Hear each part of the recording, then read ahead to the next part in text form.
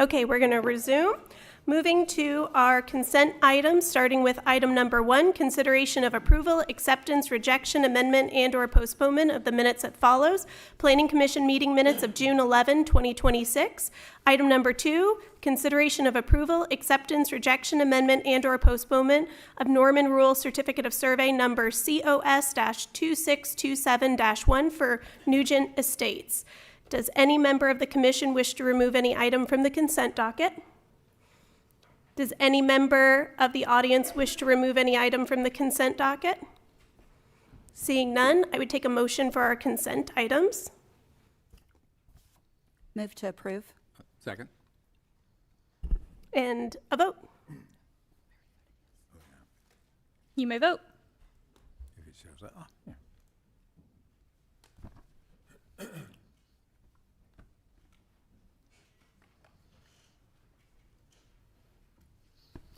All votes have been cast. Motion passes 5-0. Moving on to our non-consent items, starting with item number 3, consideration of approval, acceptance, rejection, amendment, and/or postponement of ordinance O-2526-44, an ordinance of the Council of the City of Norman, Oklahoma, amending section 36-201 of the Code of the City of Norman so as to remove a part of the north half of section 26, Township 9 North, Range 2 west of the Indian Meridian, Cleveland County, Oklahoma, from a PUD, Planned Unit Development, and place the same in A2 Rural Agricultural District of said city and providing for the severability thereof. 3766 East Robinson Street, Ward 5. This item was postponed from June 11, 2026 Planning Commission meeting. And I would take the staff presentation. Hello, Laura Hoggett with the Planning Department. So we have an application for rezoning from PUD to A2 from Jeffrey Arce on Robinson Street. So the property is currently a PUD, which allows for vehicle repair and sales, mostly surrounded by A2 with RE to the north. It's in the suburban character area and the sensitive and protected area, so kind of split half and half. It is urban low on the north end and then open space on the south for the future land use category. And then surrounding is mostly residential uses. There is a eating disorder treatment facility to the east. Here's an aerial as the property is today. And then just kind of a zoomed out area to show, or aerial to show the rest of the area. So while the, it's kind of hard to explain, but essentially we are recommending a repeal of ordinance O-212210, which is the current PUD, and a reinstatement of the property's previous A2 zoning. To take the property back to kind of match the surrounding properties. And the applicant is here with the presentation, and he had a handout for you guys at your seat as well. Thank you. Does any member of commission have any questions for staff?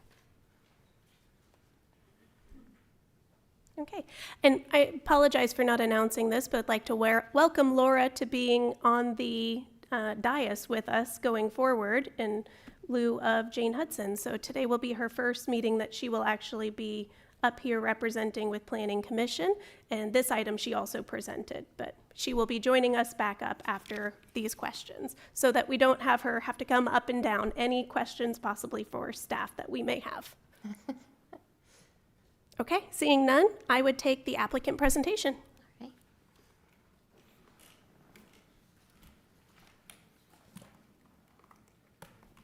Sorry, I have too much stuff.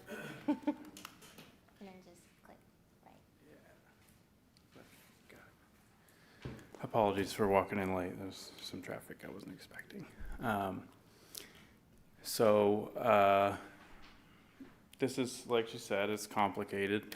This is a 5-year struggle is what it's turned into because there's been some decisions made that I obviously don't agree with. Quite frankly, tonight you're voting on, are we is this now a revocation? Do we need to touch on that, or are we still going to call it a rezone to A2?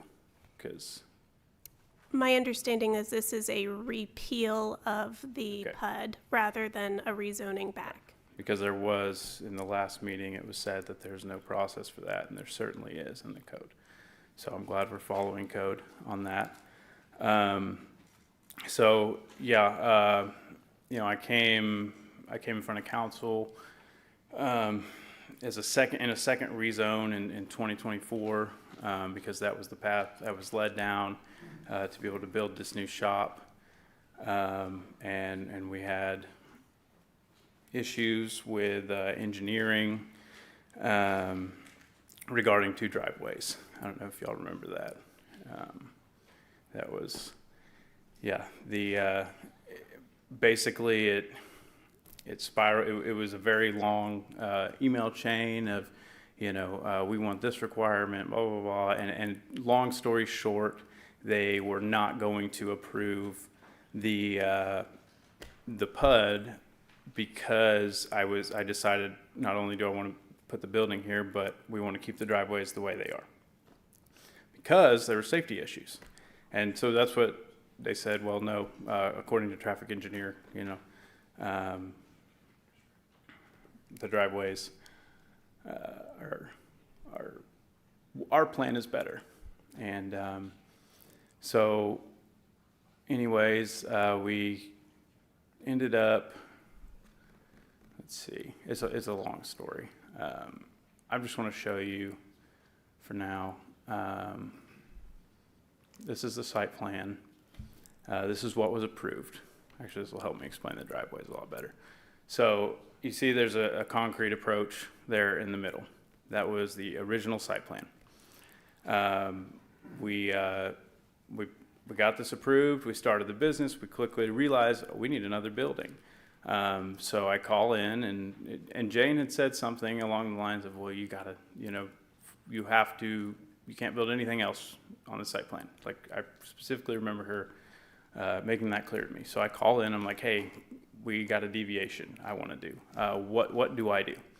I was told by whatever staff member I talked at planning that, well, you just need to submit the permit and find out.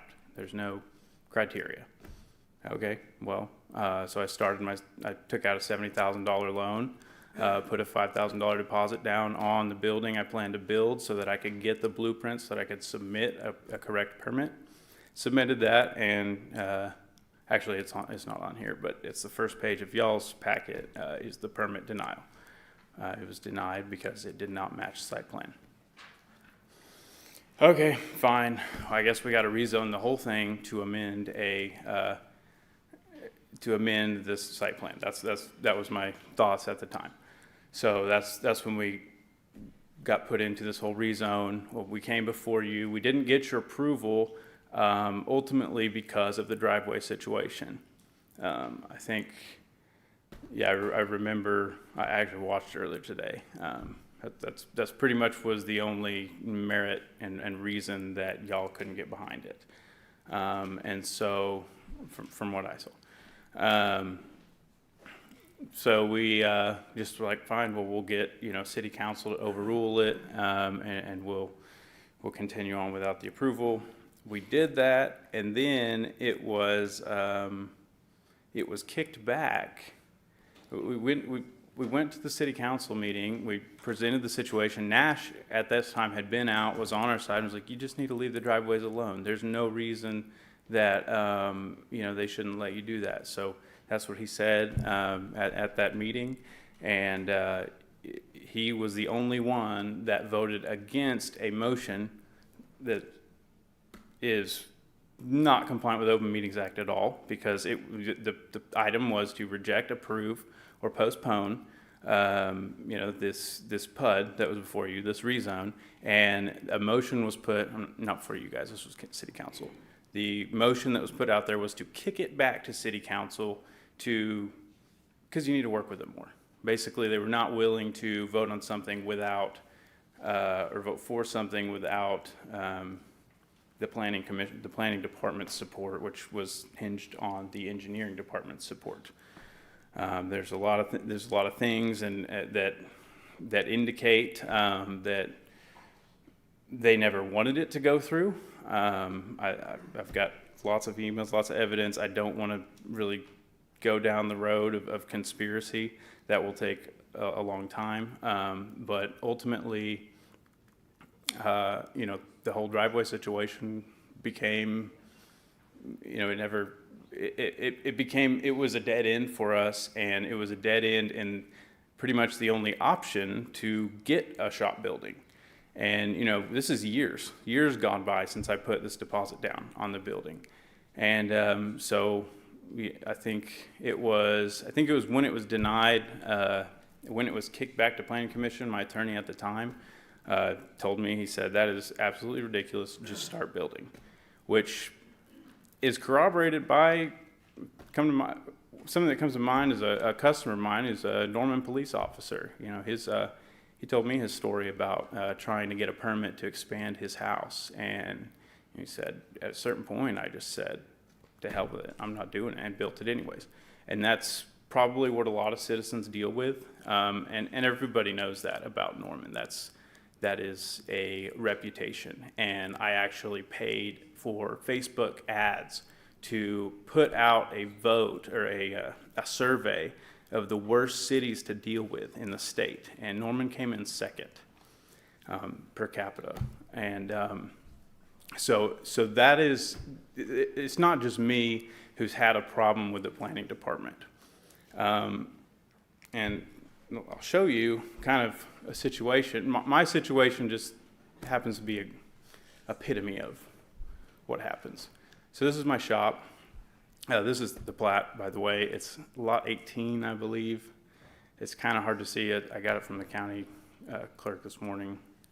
I believe it's in y'all's packet too. So this is our shop. Right, I took these pictures today. I did not clean up a dang thing, except I fixed my sign in the front yard. That is a 800 square foot barn that was already built. That's what we started the operation in. That's it, the inside right there. You can see we've got cars around. This is a pole barn that was built as an alternative to getting that building denied. Just a temporary resolution. You can see inside there, it's gravel. I was under the impression that we can have a wooden three sides, no concrete foundation. So this was built, and this is they gave me a stop work order. They cited me with building without permit. None of my building without permit, I have not been convicted on any of that yet, just FYI. So, yeah, this was a building that I know a lot of you probably have some were questioning. It's not the building that was originally applied for. So when I got the stop work order, I immediately called, and I talked to the guy in whoever it was, who you put permits in through. I got him some designs for it. Everything got cleared. It's a barn permit. It was put in. I paid for the permit. The code, there's different departments that approve it. Code approved it. So it's a safe, sound structure. However, of course, that permit was denied because it didn't match site plan.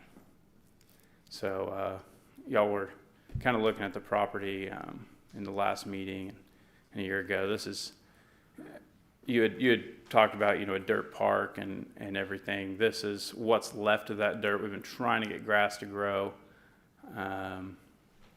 This is the top, what you see from the road, where it was, I think you were also referencing it as a dirt park. As you can see, that's grown back. We just, did the landscaping. We did a lot of dirt work to get a solid spot to put the shop.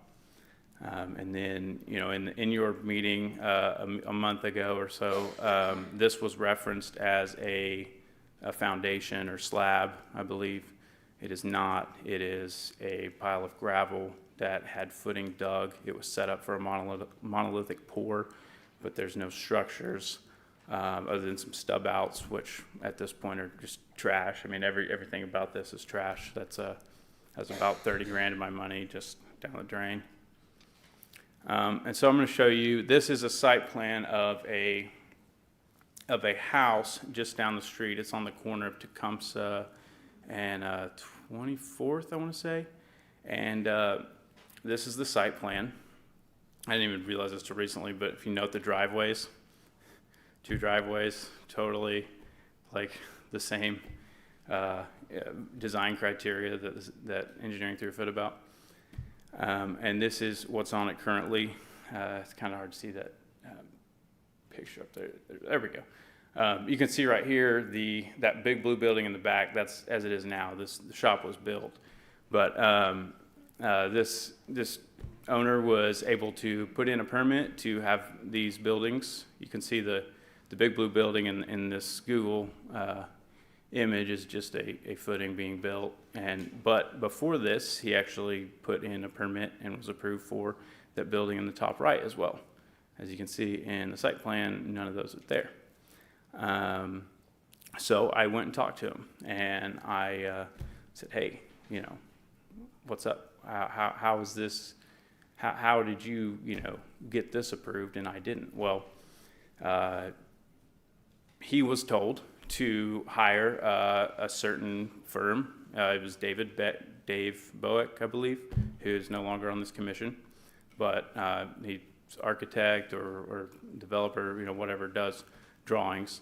And so he's the one who drafted this site plan, put the item through you guys and through council, recused himself, but of course passed flying colors. No problem. They were adding a house for, their mom, dad, or whatever.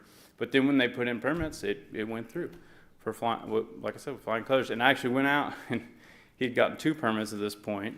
He said, I actually need to renew that permit before you say anything. So let me do that. So, okay. So renewed, just fine. So 3 times went through that problem. And that's not the city, in the municipal case, before I hired my 3rd attorney, I went to Rick and I showed him this. I said, look, this is messed up.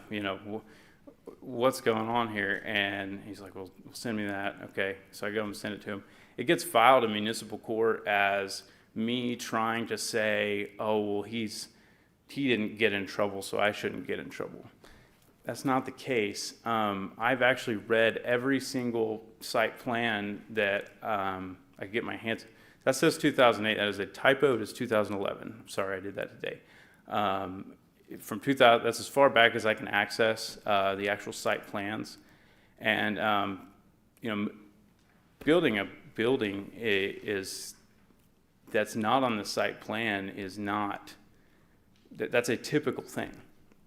As you can see, there's 17 other ones. Just looking at Google Maps, I can see that they have deviated. I'm assuming they've got permits. So, why me? And it's also one thing to me that's pretty crazy is that none of these, there's not one PUD, unless there's been one before 2011 or after 2024, that has been submitted as a rezone to amend the site plan. And I think that's the end of the slideshow. Yeah. So you'll see, I included the 36-509. It is the code that dictates a PUD. It's in the back of the packet you have. And there's a 5% deviation. It's the same, it's the deviation that everyone's been allowed to do. And by the way, all my shops, no matter, if you look at the my site plan, I actually put, when this got approved, we were like, by the way, we've shrunk the size of the footing of the house. That you can see we said we're going to build an 8,000 square foot house. That was obviously, that wasn't going to happen. Anyways, no matter how you cut it, no matter with the 30 by 70 little building, just like the ones a lot of my neighbors have, along with the barn I erected, no matter how you do the math, we're in the 5% coverage. So, yeah. Any questions? Thank you. We will move to Planning Commission questions for the applicant. You might hang on for just a second. Thank you so much for the additional context and the images on here and having the additional items on there, specifically the visibility in the photographs, very helpful. And I did want to clarify one of the questions we had last month and why we did a postponement to make sure you had an opportunity to come to speak to us.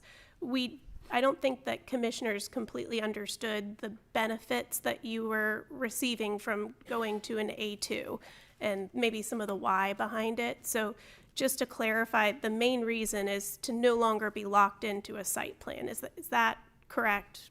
Did I correctly understand the main reason? The main reason for the PUD to begin with was just to do, because that was what I was supposed to do. That's what I was told was the rules, and I was trying to follow the rules. And I ran into that because I was securing a distribution contract. So really the PUD was to get about, 40% margin on some dirt bike helmets and some dealer licenses.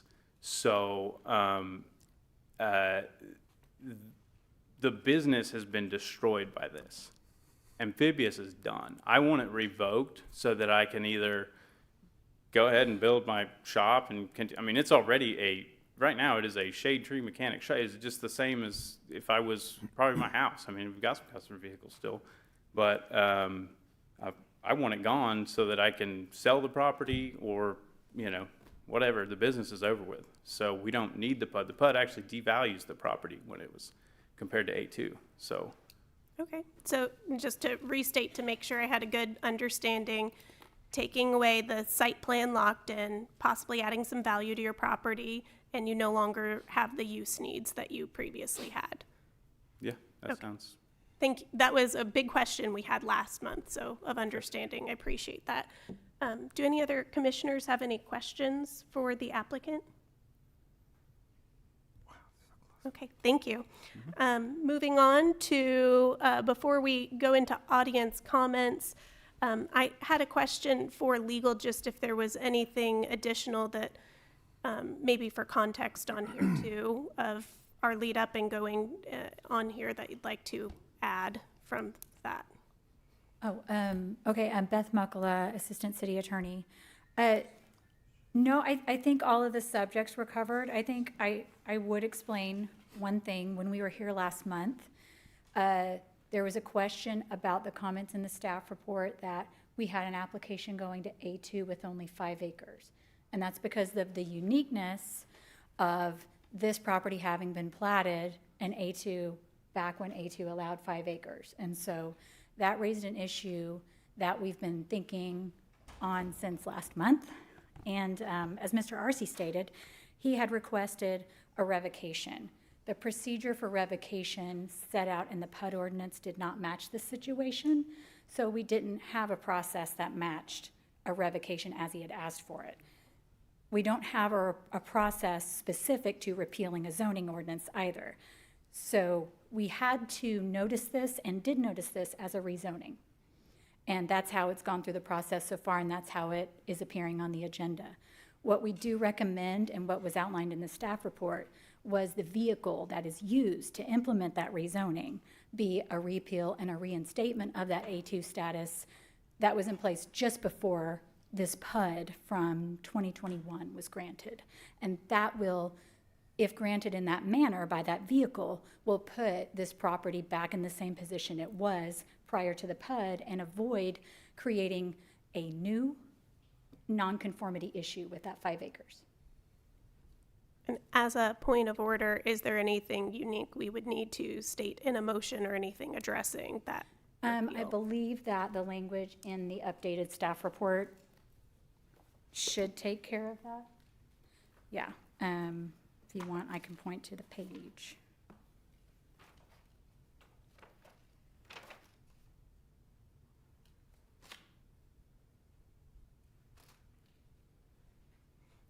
I saw the language in the updated staff report. It's more just having good direction of anything to make sure we have everything properly noted. Yes, no, I think everything is properly noted. It would just be recommending that the rezoning be accomplished by a repeal and reinstatement, if that's as you wish it. Otherwise, it will be a vote on the title as set forth in the agenda, and as it would be in any other case. So should our motion then say to approve for a repeal and reinstatement then for Yes, clarity? I would Okay, recommend thank that if you wish That's- to That's what I recommend needed. Yes. Thank you. Any other questions for, I have one. This rezoning from PUD to A2, what's going to be in the best interest of this gentleman's business and use of this property? I missed last month's meeting, so I'm really kind of in the dark. This really sounds like a real cluster, and it's not setting well with me right now. So I'd like to know, what do we do as a board to move this forward to, he needs help, I think. So what can we do to do that? Well, I do want to be careful to say that I'm not in a position to advise this property owner as to what's in his best benefit here. He is represented, and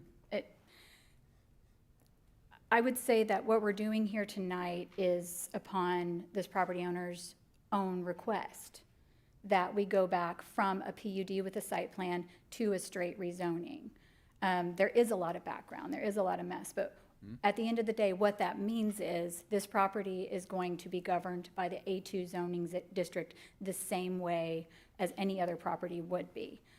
So to the extent that criteria and other things are going to apply when a building permit is submitted, those would apply to him the same as they would any other property owner. And that's not really dictated here. That just results from the rezoning back to A2.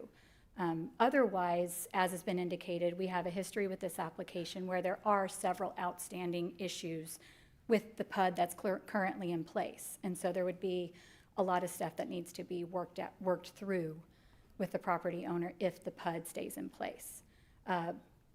But what happens here is whether or not it goes back to straight rezoning. And as far as, sorry, you mentioned the commercial business, that would not be permitted under A2 zoning, and it's my understanding that the property owner is aware of that, and that was the reason we had a PUD application in the first place, was to get that commercial use. Thank you. thank you. We do have an audience comment that we've received for this item. I'm going to call up Trey Kirby, Ward 5. And just as a reminder, please state your name and address into the microphone. If you would like a 30-second warning, please let me know. Otherwise, I'll give you the full 3 minutes. Trey Kirby, Ward 5. My question would be, if this does go back to A2, will there, is he going to have to remove boat trailers or anything like that, or is that still considered kind of like a private storage since it would be agriculture? Would be one of my questions. And then the other thing being, I've been trying to keep up with all this since I've got elected, but my question would be kind of like his is he rezoning because he feels like this is a last chance, or is he rezoning because he's truly done? Because if he's rezoning because he has no other option, but he still thinks his business could be moved forward, I would like to see the success of a business. But either way, that's just what I was going to ask. Thank you. Our next audience comment for this one is, I'm so sorry, Paula Wolf? Paula, I'm so sorry.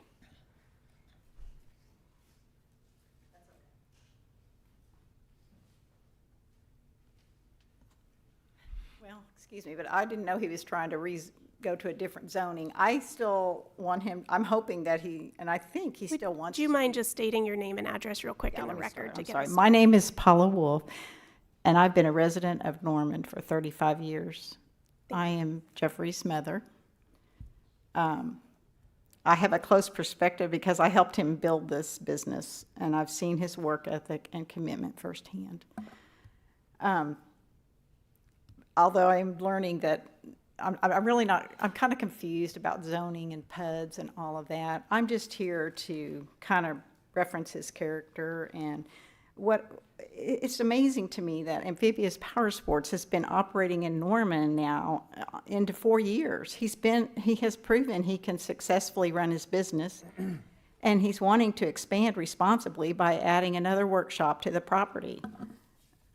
This request has, it's been going on for quite a while, and throughout that time, he's continued to work with the city and follow required processes. And his persistence and willingness to meet the city requirements reflects a commitment to doing things the right way.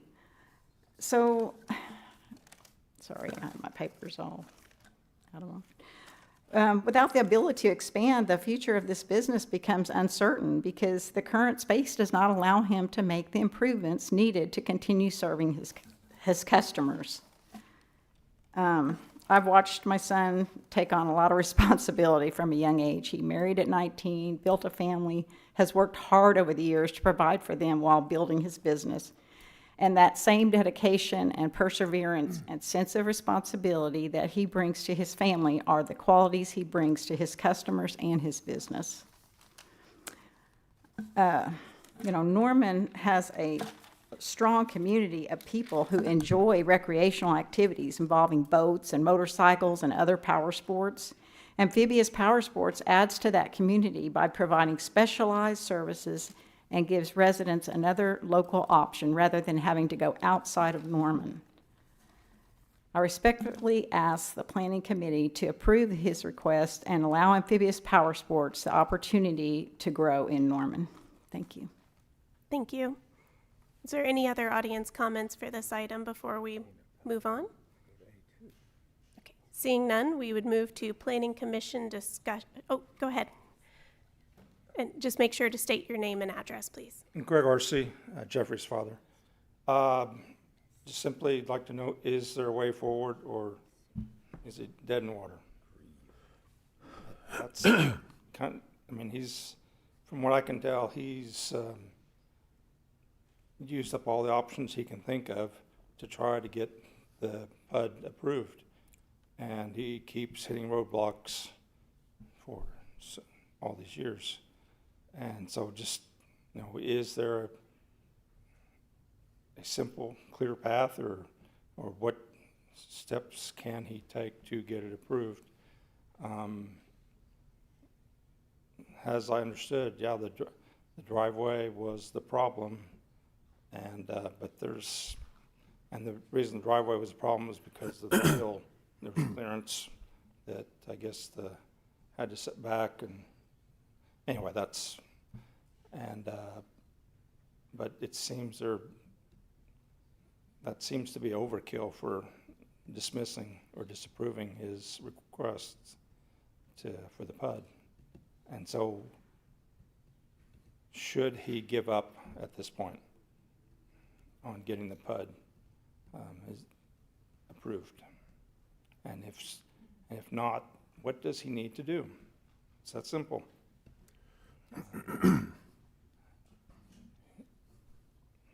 And I guess I'm not going to get an answer right now. No, hang on, so sorry, this is audience comments. Yes. And I will pause your timer. Just as a point of clarification, audience comments are intended to be your opportunity to tell us things and give information to us, not necessarily the question part on there. We will, at the end of the comments that you provide, potentially ask additional questions of applicants and of staff. But this is your opportunity to voice your comments, and that's what it's not intended to be a back and forth. So I paused this on there because I think you had some confusion. This is your opportunity to tell us and say what you want to say to us. Thank you. Were there any other audience comments on this item? I'm so sorry, you're actually the applicant, so are there any other audience members? Okay. Seeing none, we're going to move forward onto Planning Commission discussion, and Planning Commission may call for additional questions at that point, but we're going to move to Commission discussion.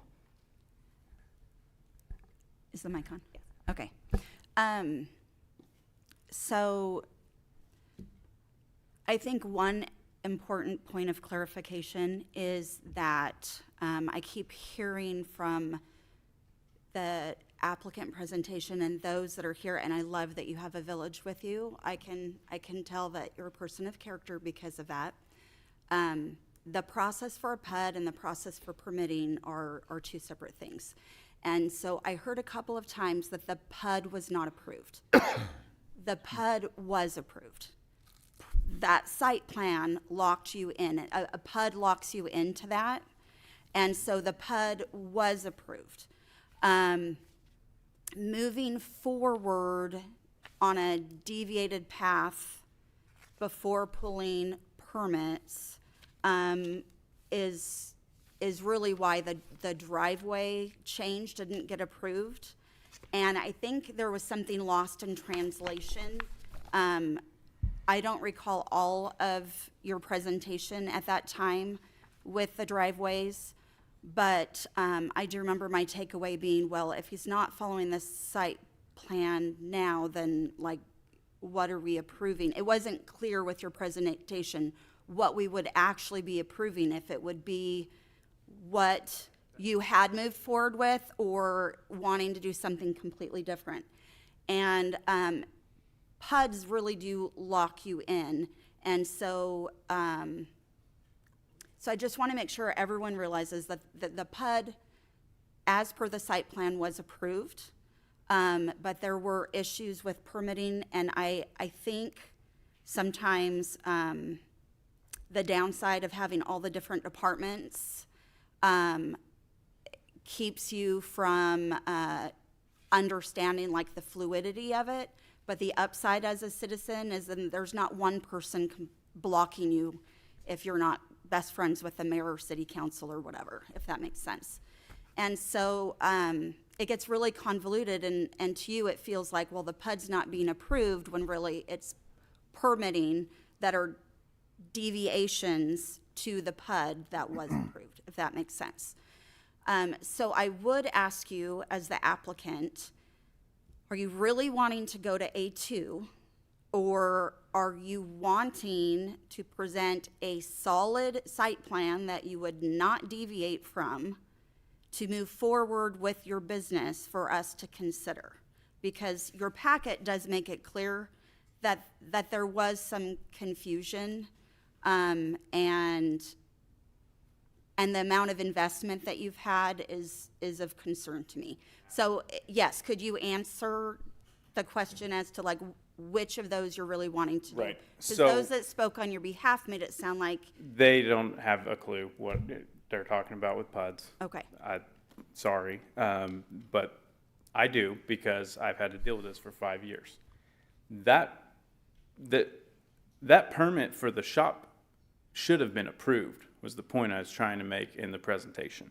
So a path forward, if I wanted to do the business, the path forward doesn't require any rezone at all. It would be to go back and approve that permit, because it was denied arbitrarily. But as far as, helping me, it's been 5 years. I came here, in council, I told them years ago, if I don't have this building, I'm screwed. We made investment to get that building. And so okay, fine. Let's just say that the permit wasn't denied arbitrarily. Let's say that I did have to amend the site plan. So I took that path originally, and I went before you guys, didn't vote for it because there was problems. However, I will note that you have 3 years to develop a site plan, and we were within that window at the time, or at least at the time I started the application to put a new one. But that got hung up because of engineering and because of the driveways. Now, if you'll look, November 15th, in the back of your packets, I finally was able to find an engineer that actually looked at the situation, because all the engineers who know people wouldn't work with me. So I finally found a guy, and he stated, your driveways are safer, as they are. And that was sent to engineering. It was in an email, it was attached to like a final development plan email. It was November 18th, 2025, I believe, November something, 2025. And so the path of rezoning to amend that was also dead-ended. So that's a problem, and I haven't received, when the engineers should have reviewed that and, oh, well, we either disagree, agree, I mean, just didn't hear anything back. And it was sent back, that second rezone was sent back to do that. So they have failed in that capacity, no matter how you put it. So after the meeting where the driveways were not allowed to be a double driveway instead of a single per site plan, did you move forward with building things as per the site plan? That concrete approach, the center concrete approach, is illegal. It is dangerous. It violates that per city's own code. You have to have 590-foot sight distance on each side. We actually had the last meeting, I don't know if it's planning or council, my neighbor Barry came, and there were only 2 neighbors that showed up. His concern was safety. He said that Bryant, where he pulls out of, is dangerous. And I agree with him. And we actually, I've got a site study, distance pictures and a whole site distance study in here if you want to see it. That, to construct that would be illegal. That would put people in harm's way.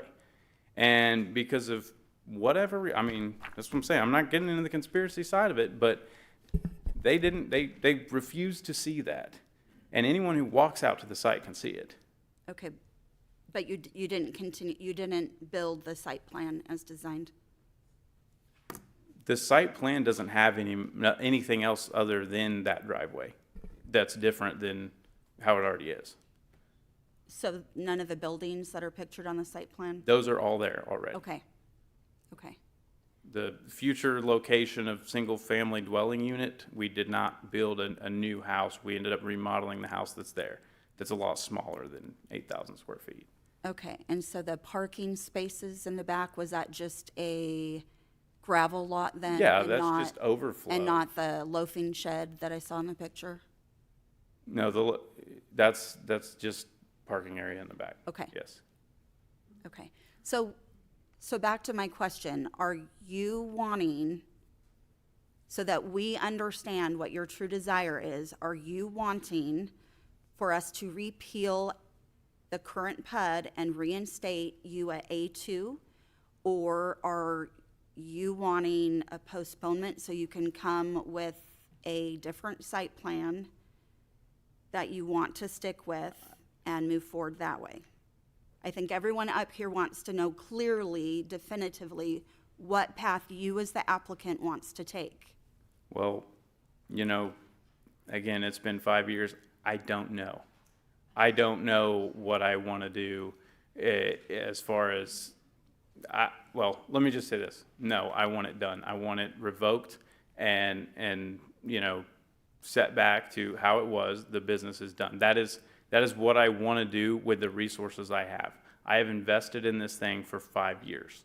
So, sorry, I'm not about to just, it got a bad taste in my mouth at this point. I don't know that I could, I think we're going to open up a new location elsewhere. So what I want is for this to be revoked.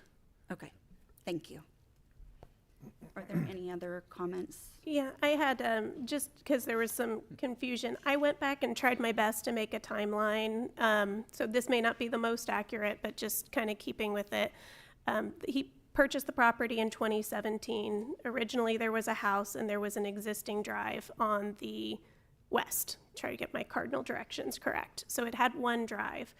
Pretty soon after that, from looking at Google Images, there were some tire tracks going off and this east drive started. So that started around 2017, and it looks like that's where the use originally happened. In 2021, he also built the berm in the front, which maybe I had previously referred to as a dirt park. Sounds like I did. He watched the video of the past, I didn't, but it does also cover a lot of street view on here too. And that's, I feel like, an important note of an improvement that was made around that same time, it looked like. in 2021, he was originally in that A2 zoning. He came forward 2 different times. The first time, there wasn't, I think, a more complete application, came back again in 2021. That was the PUD that was approved. And that site plan you're seeing here, I found this matching to his pre-development application. So this was the original, I printed it. Yes, that was the original site plan. Then there were the buildings happening at some point, like, in between. And then 2024, he came back again for a PUD amendment. And I believe that passed at Planning Commission. And then what he described was getting sent back at City Council, things that happen after Planning Commission not following. But, and so it was, from what I understand, a site plan change that happened before Council after Planning Commission. So he would have come back to Planning Commission, but I don't think we've seen him again. I understand the frustration of all the process. I'm not commenting about that, but just in the timeline of what we've seen here.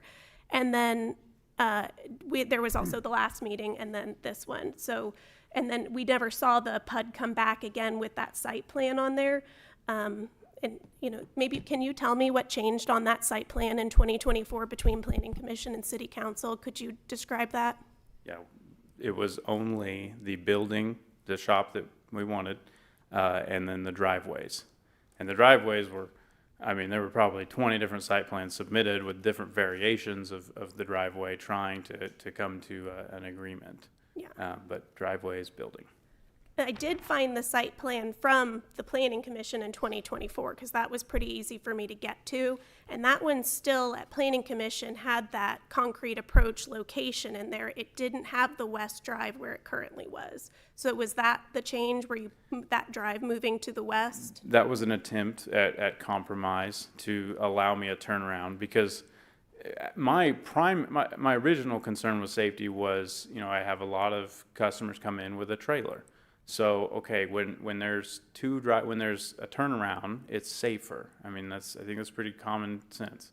So I needed some kind of turnaround. Now, on paper, it looks like a turnaround might be easy, but as you can see, well, here, I'll show you. As you can see, there is a very steep berm that has been there since I got the property. I'm not sure what you're talking about putting that there. That has been there. I actually cut into a little bit to extend my yard, but you can't, you want me to build I'd have to build a bridge or something. It's not practical. Sure, it could be done with enough time and money, but yeah, the driveway situation, to answer your question. Yeah. And the berm was pre-existing before you bought the Yes, property. yeah, that berm was there. Yeah.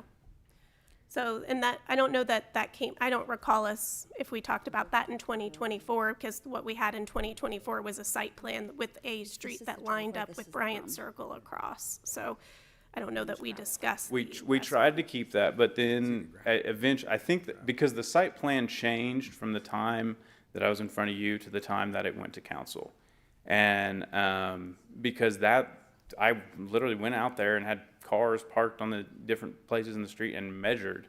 And that's when we discovered, this is dangerous. And I invite anybody, if they disagree with that, to come out and just look. It's pretty obvious.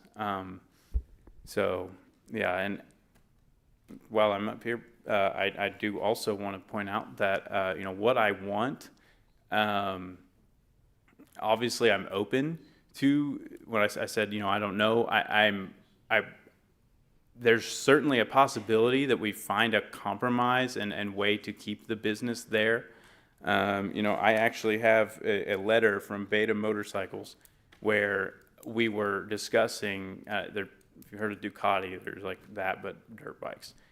They would not, they identified this as a great market to sell their products. They came to me. Their number one problem was you can't sell our bikes like this. You have to have a new building. So I want to address the concerns that this is some junkyard or something like that. The reason it looks junky is because there's no room, or because you can't run a business without a building to run it in. I don't know how else to explain that. And the second thing that I want in doing this isn't really for me anymore, other than to just move on with my life, but it is also to point out the very poor process management organization that is going on in staff of Norman. And, you know, fiscal year 2026 and 2027, actually back 5 years, you know, there's no performance metrics other than the performance metrics in the budget book. I know I hate to trail, but I need to say this. They have rated themselves 100%. How is it that we have a reputation for being hard to deal with, yet they're one of the only divisions of a department in the entire city that all their performance metrics are 100%? That's a problem. So that's most of why I'm up here, is to ensure that this crap does not happen to anyone else again. So an additional comment I wanted to just, or, no, sorry. Oh, you're Yeah. done. Okay. Maybe this might be a better question for staff. Thank you for waiting down there. There was some discussion of the 5% change. I never understood 5% change to be by land mass. Can you maybe clarify what that 5% change, maybe somebody, this might be a Beth question of what kind of changes fall under 5% and if that is by land mass or something else?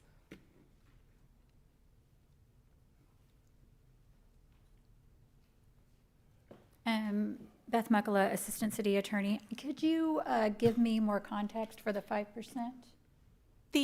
There's an allowable administrative approval that does not require PUD amendments, so long as the changes are within a 5% range. Oh, I'm doing this from memory, but also the applicant had referred to it, so. the increase in the floor area shown on the site plan. So increase in the size of the structure shown. So if the structure had gotten, one structure got bigger or smaller, that would Right. be within a 5% change, but a new structure, even if it was, okay, 5% of the structure, not of the total of the land. Yes. Just clarifying, that's good to know, thank you. And also just, I mean, permitting and any site, deviations from site plans that happen after Planning Commission are not within necessarily our purview here. And nothing would stop the applicant also from, just as a note, I mean, I think Planning Commission would be interested to see another PUD come forward, but it would be, you know, a new application, correct? They could not change the current application, which is a request for repealing to A2. They would have to submit a PUD anyway if they wanted to change a PUD instead. That's correct. Yeah, so he would need to do a new application either way. So at least at this point, if he would be allowed to continue forward with A2, nothing would also stop him from filing a new PUD that may be changed and put some of these uses back later. Yes, he does have the ability to start a new application. Okay, so, and just saying that there is potentially a path forward, answering some of those questions on if it was there. I'd like to honor what the applicant himself has said that he wanted us to review today, which was to repeal and reinstate the A2 zoning. And that is what he has asked for in his words, but addressing some of Commission's comments and some of the other audience comments, that there are paths forward that he would still have going forward to do PUDs on this property for that. Okay, yeah, okay. That was the items I had. Well, actually, while you're here, the removing boat trailers came up also in an audience comment. I am not aware of, those aren't really site plan or zoning planning items that I'm aware of, so there's nothing within a zoning change that would allow or not allow something to be put somewhere. Is that correct? Right, and remember, going back to a straight zoning means we are not going to be governed by a site plan going forward anyway. But personal boat storage is something that someone in A2 would be able to do. You still can't park inoperable vehicles, like on grass or anything like that. It has to be on an improved surface and be worked on. That would be the same, though, in any zoning. Yes. So there's nothing about a change in zoning that changes vehicles being allowed to be there or not. Okay. I do want to point out one thing that is always applying here, and that's the floodplain. I believe there were some comments about storage of vehicles in the floodplain that was addressed. That would be an ongoing point of regulation for anyone in the floodplain. But not related to the zoning item that's being requested, whether it be a PUD or whether it be A2. Correct, that's unaffected. Thank you. Thanks for those clarifications. All right, I've jumped in quite a bit. Are there any other Planning Commission discussion items? I have a comment. Okay, it's on. First of all, I would like, not you, we're good. First of all, I would like to say that I think the staff does an outstanding job. I know none of them, not a single one of the staff people, with the exception of dealing with them in commission. Had never met them before, never deal with them outside of this room right here, ever. I think they do a great job, first of all. That's first. Second, your comments about conspiracy that was said 3 or 4 different times, and the gentleman across the street who had built, you never did say did he have his permits before he built, but yet you absolutely didn't have permits when you built, okay? So I would be very, I was just really bothered by that, okay? I want you to get whatever you want. I'm all favor in you having a motorcycle business. My next door neighbor has 4 of them. Don't know why, but he does. I used to have them as well. I want you to have what you want, what you have put money into, what you have spent. But there is no one out to get you that I'm aware of that has to do with architectural firms, attorney firms, any of the other firms, okay? I just was really bothered by that. Thank you.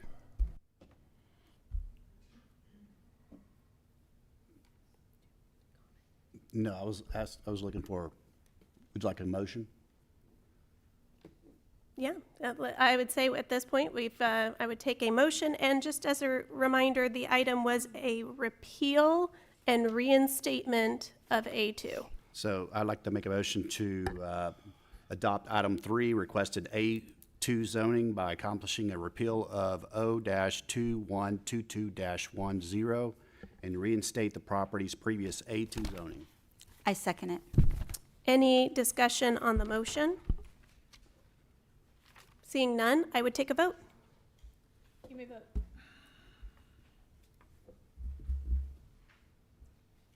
What a nightmare. Oh, there we go. Yeah, what a mess. All votes have been cast. Motion passes 5-0. Thank you. Moving on to item number 4 and 5. Item number 4, consideration of approval, acceptance, rejection, amendment, and/or postponement of ordinance O-2526-54, an ordinance of the Council of the City of Norman, Oklahoma, amending section 36-201 of the Code of the City of Norman so as to grant special use for mini warehouse in the C2 General Commercial District for the tract of land being a part of Government Lot 8 in Section 2, Township 8 North, Range 3 West of the Indian Meridian, Norman, Cleveland County, Oklahoma, and providing for the severability thereof. 1 Van Buren Street, Ward 2. And item number 5, consideration of approval, acceptance, rejection, amendment, and/or postponement of PP-2627-1, a preliminary plat for Van Buren self-storage. And I would take the staff presentation. Planning Department. As stated, this is a request from a rezoning from C2 General Commercial District to C2 General Commercial District with a special use for mini warehouse. You see the existing zoning here, C2, as I said, to the west, RM6, C1 to the south, R1 further to the east as well. The character area is suburban. To the west, immediately west, is sensitive protected areas. Then here's the AIM future land use. It is designated as interchange mixed use. Again, to the west, that is open space. To the east is urban low. You can see the subject tract outlined here in the center. The existing uses to the north, there's an office building. To the west and south, there's some multifamily residential. To the south and east, there's single-family residential. You can see the aerial photography here of the existing site. And then I just wanted to highlight the site plan that was submitted with these materials, highlighting the subject tract. This is the only thing that this special use is really controlling. This is the only part of the site plan that they would be beholden to. Here is a view of the site from Highway 9 looking south. And here's kind of an aerial view from the same perspective. Looking at the preliminary plat, it is a larger portion of the subject property outlined there. And here you can see a zoomed out version of the entire preliminary plat as presented. And then again, here's the site plan that was presented for the entirety of the preliminary plat. Staff is available for any questions. The applicant's representative is with us here tonight as well. Thank you. Any questions by commission for staff? Okay, seeing none, I would take the applicant presentation.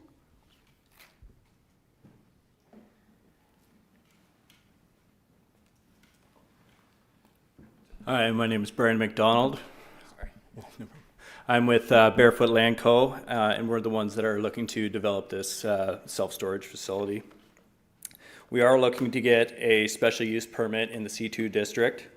The parcel that we're looking to do is 3.5 acres. The project includes construction of 2 single-story buildings totaled 80,200 square feet, and it's providing 610 indoor climate-controlled storage units. So what's different about this facility rather than other facilities is that it is completely climate-controlled and all of the doors are inside. You're not going to see those big drive-up doors that you typically see in traditional storage. The unit sizes will vary from 5 by 5 to 10 by 20, being the largest unit. The development incorporates required parking, landscaping, screening, environmental protections consistent with municipal code. We are proposing a 2-story masonry-clad building with articulated facades, perimeter fencing, and extensive landscaping, including a 20-foot landscape street buffer along Fillmore. No drive-up or overhead doors, as I mentioned. And access would be provided from Van Buren Street and Fillmore Avenue.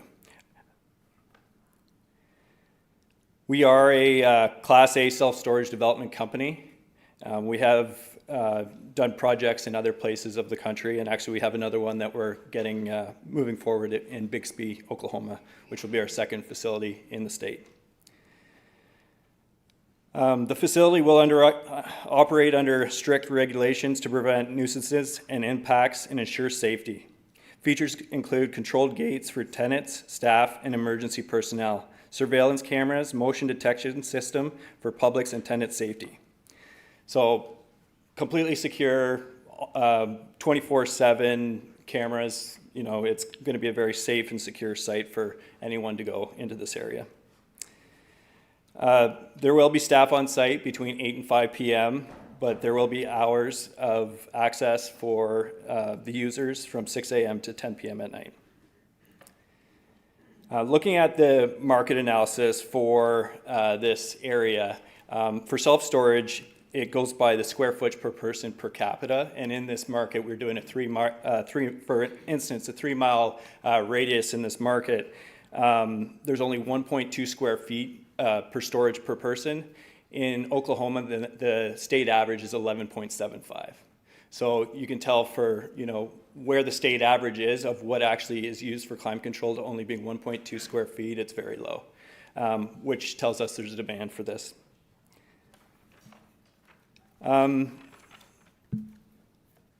Yeah, on our site plan, we show, you know, our access points. It's going to be completely lit up throughout the whole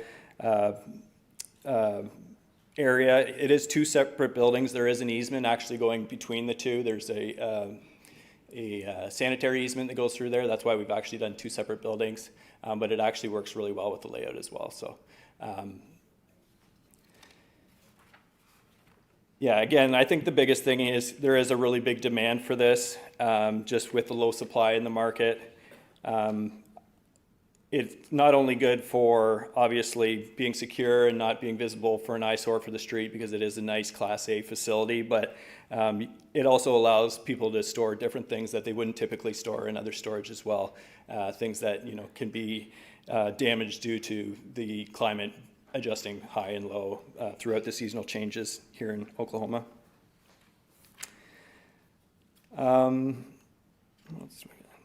Yeah, very low traffic. It doesn't bring a lot of traffic to the site, so it's not going to impede on the residential around the area.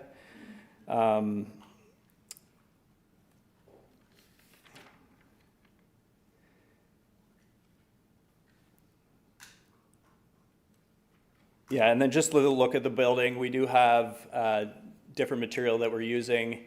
We've hired local engineers from Crafton and Tall that have helped us throughout this project so far, and just to make sure that we're following all the building codes and regulations through the city.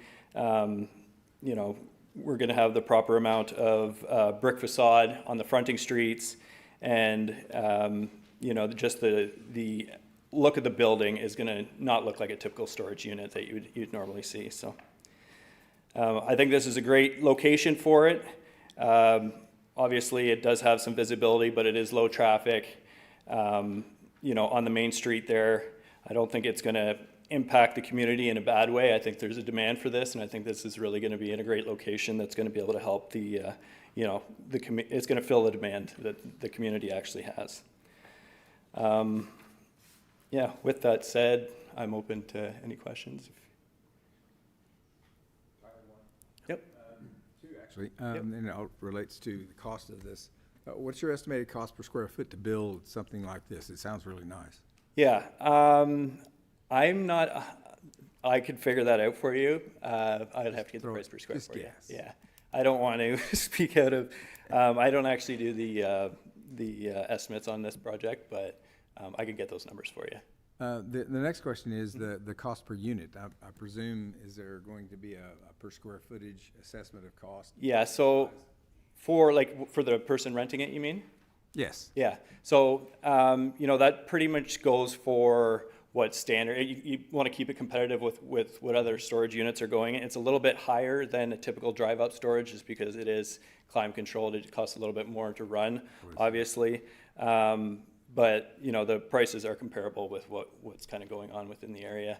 And then obviously the sizes change, Sure. It's going to be, the larger unit you get, you're going to be paying a little less per square foot.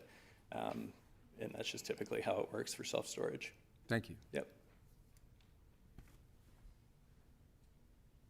Thank you. Any other questions by commissioners for the applicant? Thank you. Seeing none, I would move to audience comments. Are there any audience comments for this item? Okay. Seeing none, I would move to Planning Commission discussion. Okay. If there's no discussion, I would take a motion on this item. Move to approve. Second. And any discussion on the motion? Seeing none, I would take a vote.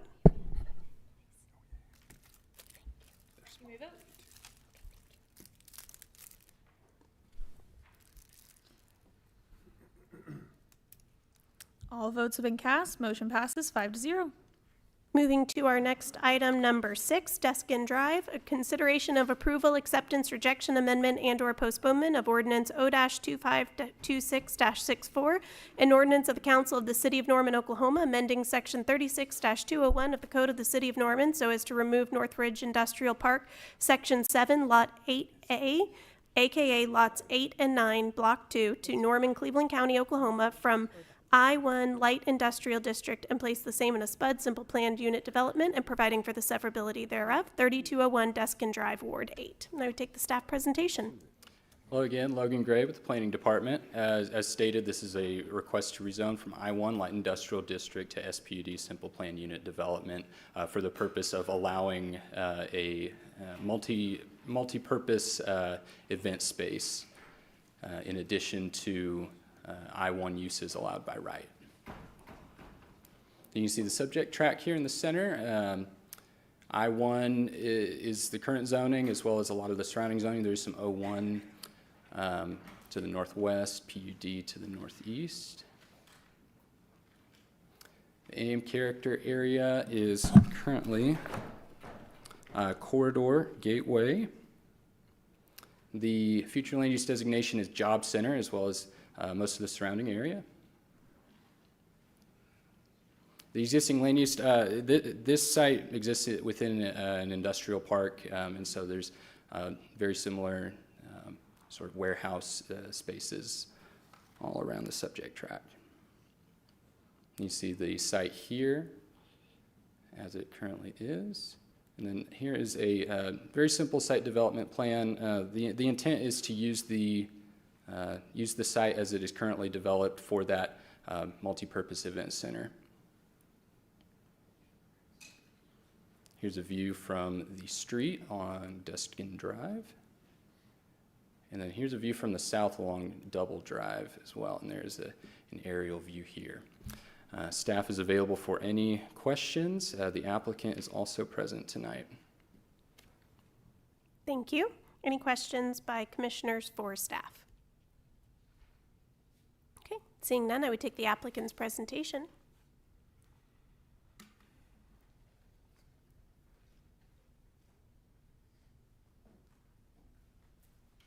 Hello, how are you guys tonight? There's not a whole lot to say about the space. It pretty much speaks for itself. I've managed about 4 different venues here in Norman, so I've had a passion for the event industry here in Norman for about 10 years. It was time. Norman is very much in need of good functional event spaces to host family celebrations and corporate celebrations and things that you can just get together and have wonderful celebrations as far as baby showers and bridal showers and wedding receptions and corporate luncheons and things like that. So that's what we do in our space, is we gather together as families and friends, and we meet together and we host dinners and luncheons and parties for families and friends. So in this particular space, we meet together in evenings after hours. Most of the businesses around us are closed down. Around 5 o'clock, most of the businesses around us are closed. So when we are in operation, there is nobody around us operating in business. So that's a really nice thing about the space that we have, is that we're not encroaching upon any of the businesses around us, which I thought was a really special thing about the space when I first found it. Is I thought, okay, great, we've got some good parking opportunities here. We're not bothering anybody around us. If there was a party where they might want to bring in some music, or maybe have a DJ, or have have a 4-string quartet, there's not going to be any problems with some music going on, because nobody can even hear it. There's no houses around, there's not a community, there's not anybody putting their babies to bed, anything like that around, because it is an industrial area. So that was something that was really appealing to me when I first found the space. Also, we operate mostly in the evenings and weekends. So I felt like that was something that there again, all of the places around us on that specific Duskin Drive are closed on the evenings and weekends. So it just felt like the perfect space for us to operate what we're doing there. Do you guys have any questions about what we do in our space? We do have a little presentation of kind of the families that we have. I don't know, I can't control it from up here, can I? Do I just do this little thing here? So this is just a little bit of some of the people that we have, some of the families that we have hosted. We host a lot of multicultural events. We host a lot of different, I just love the different cultural events. We have a lot of different families, a lot of different, we have everything from the Hispanic culture to the Asian culture to the African American culture. They all use our space. We love that. We love that it's a space that brings all those different diversities together for weddings and quinceañeras and baby showers. So this was a specific family that came together. They were from Arkansas and Texas and Kansas that all came together for this baby shower. It was really special. It was a Lao family and a Korean family that came together. This was a wedding where it was 3 different families that came together from 3 different states. We loved celebrating them in our space. This was a bridal shower where we brought together 3 families from Texas and Kansas, and these were different families that came to celebrate in our space. And I just love that we have a space that we can celebrate these different momentous occasions. That's really what we're all about, is a space that we can be safe and celebrate in Norman. That's what we're trying to do. We're not trying to do anything crazy. It's really a space that speaks for itself. So this is just praise from the community for the work that we do. We have 5-star ratings. Our company has been in performance for quite a few years. We've managed, like I said, pre-COVID, during COVID, we stayed in commission, and then post-COVID, we've managed 4 different event spaces, and we finally decided it was time for us to have our own space to celebrate and bring the community together. And this was the space we landed on, and we just didn't realize at the time that we didn't have all the exact zoning in place. We landed on a space that was industrial, but we didn't realize it had not the exact quote unquote zoning, correct zoning, and I don't think that even the owner of the property realized it wasn't exactly the right zoning. So that's what we're trying to do tonight, is just put all of our ducks in a row. We've done all the paperwork, we've done all the right application process, we've done everything that we can to make sure that we're doing everything legal and right to apply and put into place the right proper paperwork and application that we need to move forward with the business and make sure that we can do everything we can to continue doing what we're doing for the people of Norman and the families of Norman that want to celebrate in our space. Thank you. Yeah. Moving to Planning Commission questions for the applicant. Go ahead. I do. Where are the other places that you manage? Yes, sir. Where are the event centers? Before COVID, I ran the events at Madison, over next to behind Sherwin-Williams. Okay. I ran that for a little while before COVID hit. After COVID, I was asked to come help Rail House kind of get back on their feet because they were closing due to most of their applicants leaving due to the effects of COVID. After that, I went and helped the venue at Freedom Farms for a while, and then I also helped 2 events centers in Oklahoma City. So I've done what I can to bring. I have an event corporation that works outside of venues. We do photo booths, DJs, catering, bartending. We do all of the event, vendors. So we operate outside of venues, and we go anywhere that a client calls us to come do those services. So people would call us and say, can you come bring your business to our venue, and can you try to come bring business to our venue to try to help us keep our doors open? So that's kind of what we did during COVID and post-COVID to try to help venues stay open that really suffered from the events of COVID, because COVID really did a huge number on the event business. It really shut down a lot of catering companies, event venues. It really, really did a number on Norman. It really shut down a lot of Norman's catering companies, Norman's event companies, some of the bowling alleys. I mean, it really, I don't even know if you guys are aware of how many companies in Norman that COVID shut down due to how the event industry was hit because of COVID, not being able to socialize and celebrate. How large will your building be? John, do you know the exact square footage off your? The owner is here. I don't have the square footage in my brain right Is this it just moment. the existing building? You're not making? Nope, I'm not making any additions? changes. Okay. No, no, ma'am. I'm not making any. Do you know the exact square footage off the top? I have a question about the gravel lot. I love that because, storm water drainage is an issue in Norman. You're planning on leaving the gravel, correct? Yep. There's never, ever a water issue whatsoever. In this recent storm, I went there an hour after the storm, and there was no water issue whatsoever, so. Yeah, I'm John Proctor. I live at 1505 Shadebrook Drive here in Norman. I'm a developer, a builder, a property owner. This is 5,000 square feet. About 1,500 square feet are office and meeting rooms, and 5,000 square feet, 3,500 square feet would be the open area that you saw in the pictures. The building is just as it was when I bought it 5 or 6 years ago. It's been other things. Shannon came to me, and neither of us realized that we didn't fit I-1 zoning. I just kind of thought I-1 caught everything and she didn't know either. So that's why we're here, to continue to operate as she is. It's definitely an advantage for the neighbors around. In fact, someone she does business with is, what's the event, the amusement guy? Oh, Allison's Funhouse. is Yeah, right next Allison door. Funhouse is right out the back door. And the neighbor to the north, it's just a man cave. And he is very appreciative of somebody taking care of the property and putting pride into what they do there. Excellent. Did you recently house like a high-end fireworks display in this building? My husband visited one, but I didn't know where it was. Fireworks, no, we did not do Okay. fireworks, no. Mm-mm, Yeah. no. I saw pictures of the inside and it looked really fancy, so. We do a lot of fancy stuff in there, but no fireworks, no. I wish. That would have been cool. No, I was gone during the firework days. Any other questions? Any other questions by commission? Okay, seeing none, I will move to audience comments. Are there any audience comments for this item?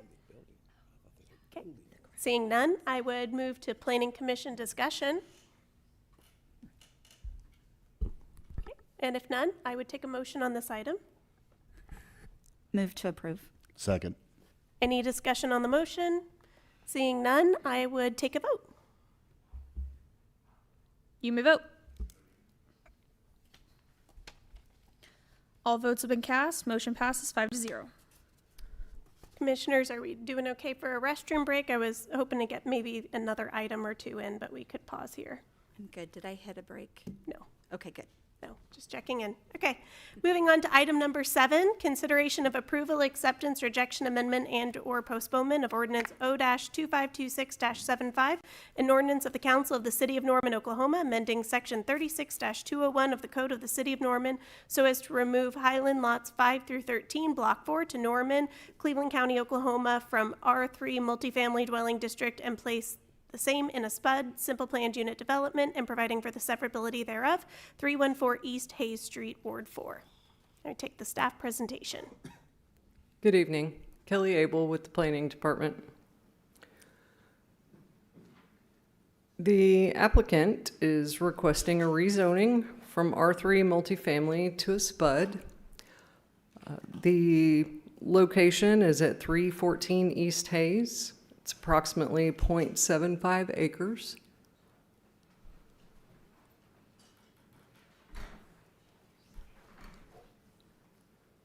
The character area is core neighborhood. Land use is mixed use. So this is an aerial. I do want to point out one thing on the aerial. The little building there in the center is actually gone, and you'll see that in the pictures that I have here. There's nothing there. The property is currently set up for construction. The rezoning request to SPUD is to allow a new dining facility while continuing the existing community services provided. And the SPUD would allow for flexibility in the area regulations and uses.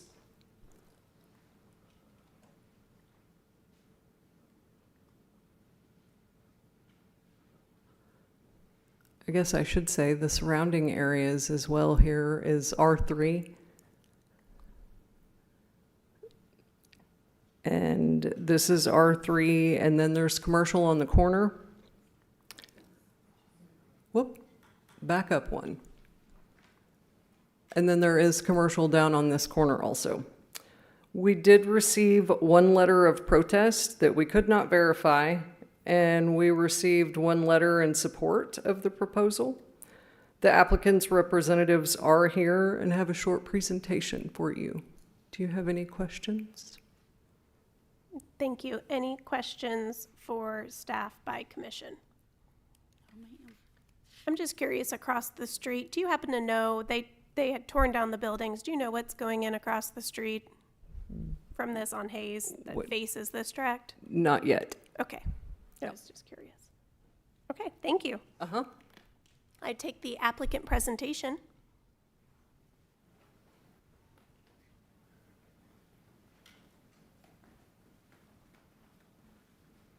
Hello, Shannon King. I'm with Pinnacle Design Group, architectural firm here in Norman. We are proposing to build a new facility for the Salvation Army, a new dining facility that could help cater for the homeless people that are around that area.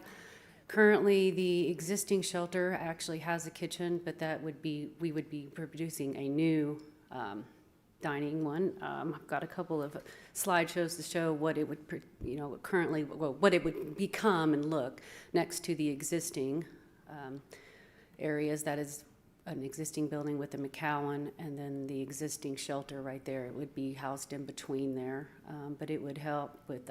They would also have places of worship. They'll have restrooms, a full commercial kitchen. That's pretty much it. We would need to be rezoned to basically an A2. So. Thank you. Any questions by commissioners for the applicant? Okay, seeing none, I would move to any audience comments for this item. Seeing none, I would move to Planning Commission discussion. I do have a couple items since I really gave a hard time about the last shelter and some of the uses and the neighborhood plan. So I just want to point out that this also is in the Silk Stocking neighborhood plan area. However, something that's also unique was the Porter Corridor Overlay District. So this neighborhood has also struggled from the commercial creep and some of these like kind of loss of turf, and you'll see that in their plan too. Something that is specific of the intent of that Porter Corridor District was also to limit how deep that commercial went. And this is within that border and that buffer. So I think Salvation Army has been a good neighborhood partner. I think they will continue to be a good neighborhood partner here.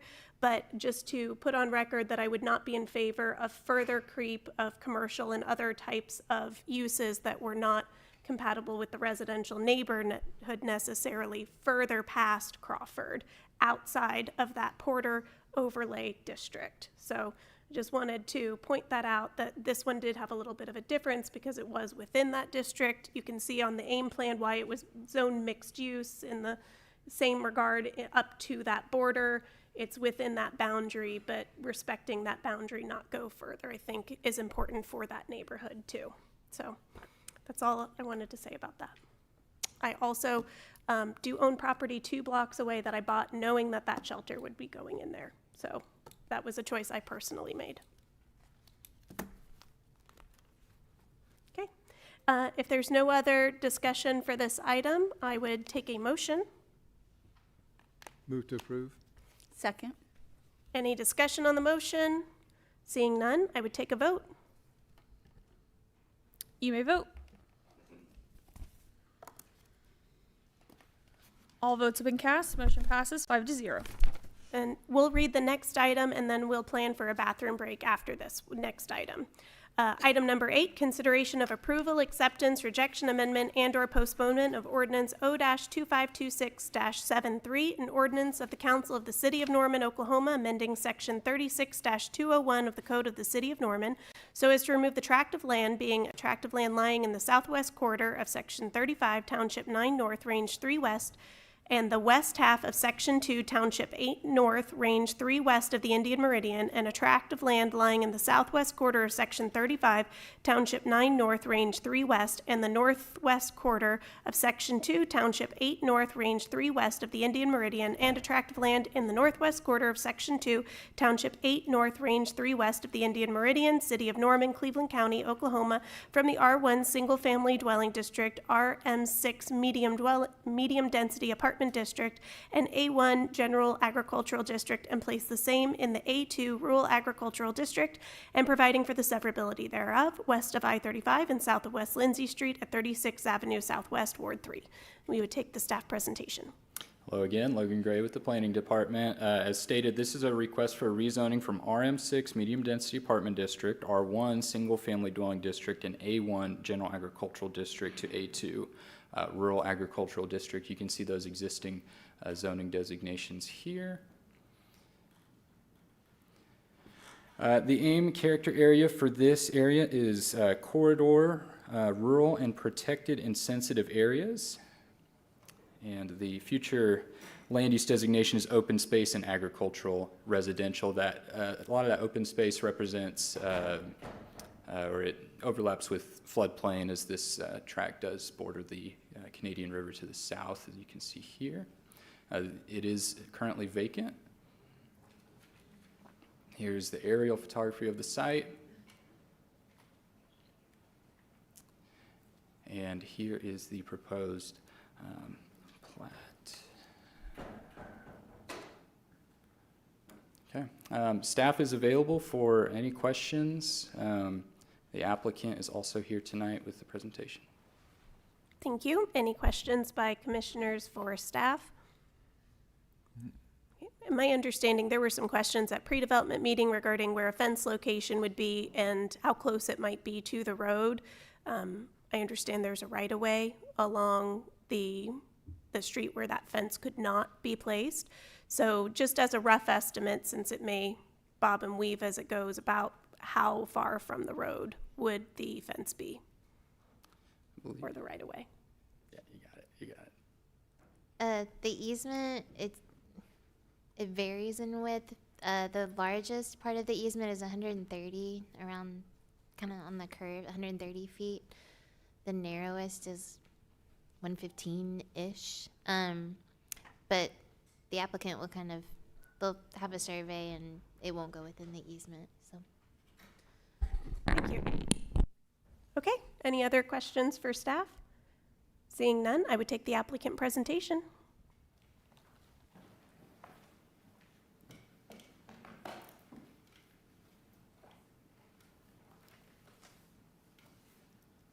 Good evening. My name's Armando Rosell. I'm an attorney, and I represent the landowners Bob Moore Farms LLC.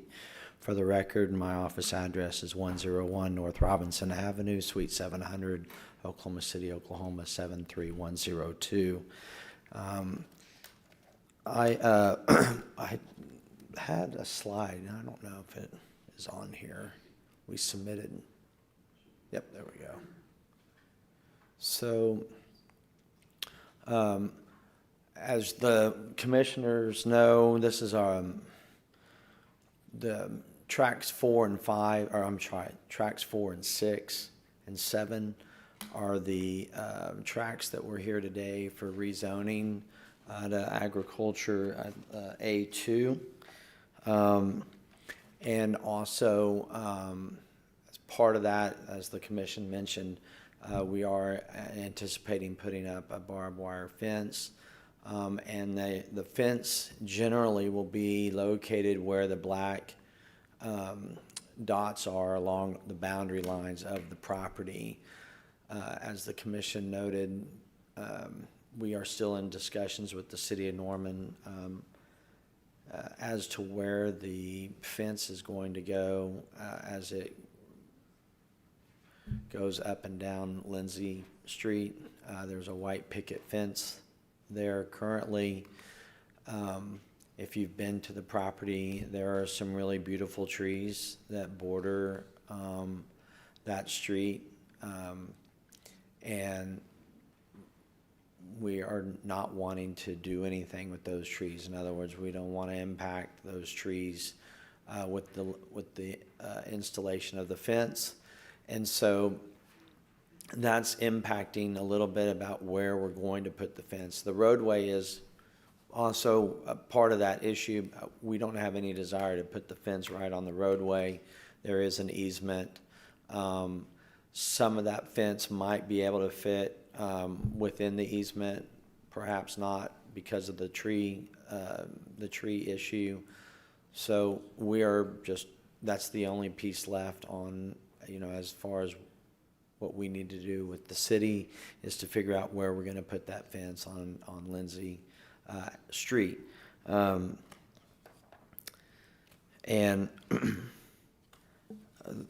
I guess for the city's, or at least for this purposes of this hearing, the request for rezoning really is, thrusted from the fact that the land sits in a flood zone. It's currently zoned M6 residential multifamily. that was done in thinking about 1985, and I don't know that anybody really had any forethought on what was going to happen with the land. Because it sits in a flood zone, we can't build any structures. There's really no way of developing the land with infrastructure at all. And, you know, having it zoned A2 at least allows us to have some agricultural use and put the land to use in a way that's positive, not just for the landowner, but also for the community and the surrounding neighborhoods, you know, around the land. I'll answer any questions. Thank you. Any questions by commissioners for the applicant?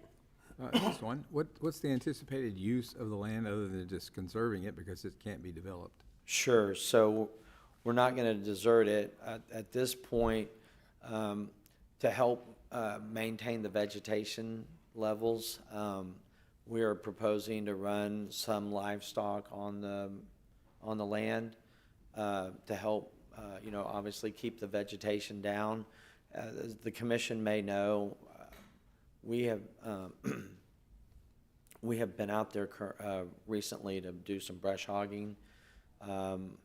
The vegetation was just getting so high that it was creating a fire hazard, and we've got a neighborhood over here and other landowners with structures.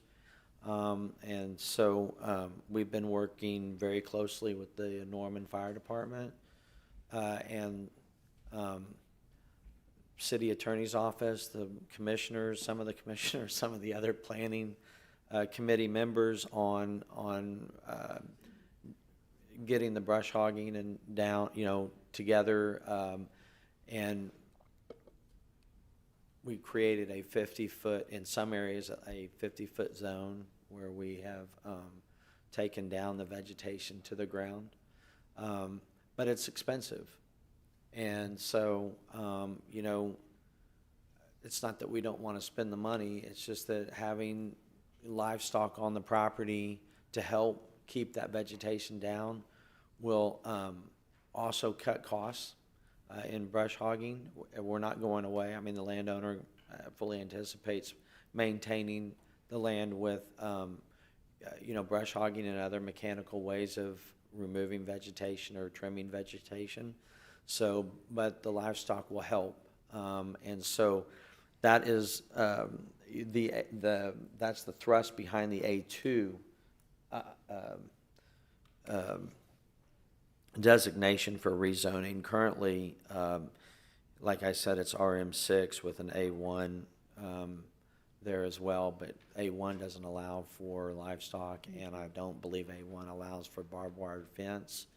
And so the A2 zoning allows for both livestock and barbed wire fence, and that, you know, so that's motivated us to come to the commission and ask for rezoning.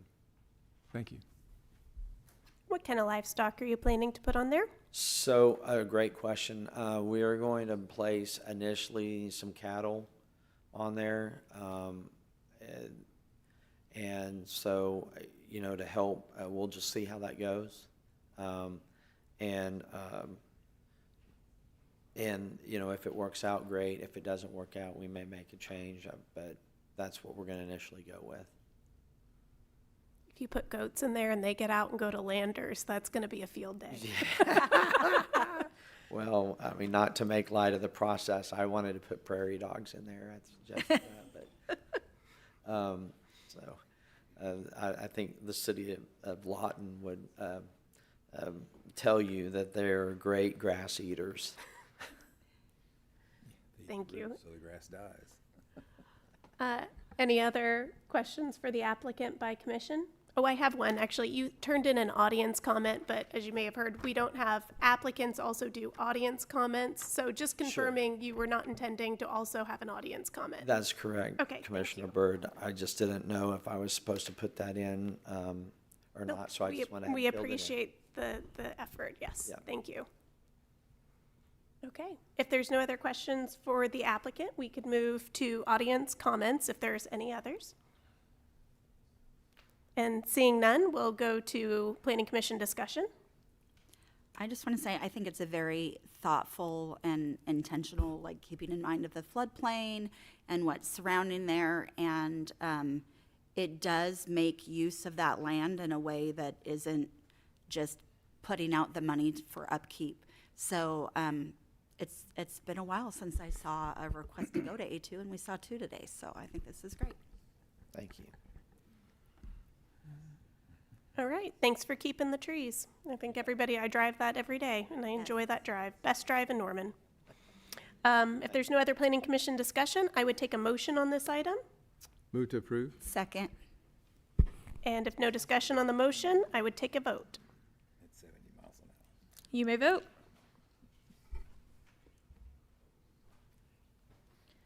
All votes have been cast. Motion passes 5-0. We're going to take just a 5-minute recess in case anyone needs to use restrooms and return back here shortly. Just 2 more things, because the last 2.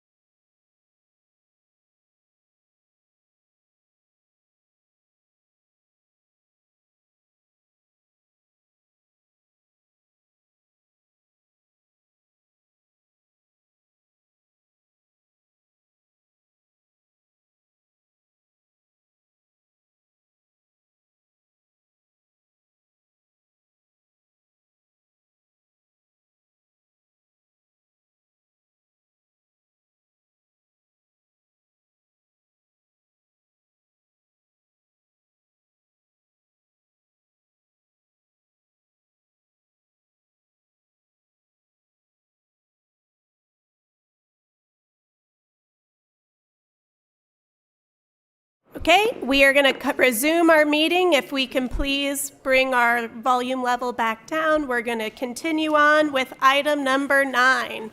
So item number 9, consideration of approval, acceptance, rejection, amendment, and/or postponement of ordinance O-2526-74, an ordinance of the Council of the City of Norman, Oklahoma, amending section 36-201 of the Code of the City of Norman so as to remove a tract of land in the west half of section 7, township 8 north, range 2 west of the Indian Meridian, Norman, Cleveland County, Oklahoma, and being a portion of Lot 1, Block 1 of Canadian Trails Edition as recorded in Book 15, pages 39 and 40, plat records of Cleveland County from the C1 Local Commercial District and place the same in a SPUD Simple Planned Unit Development and providing for the severability thereof, 801 Canadian Trails Drive, Ward 2.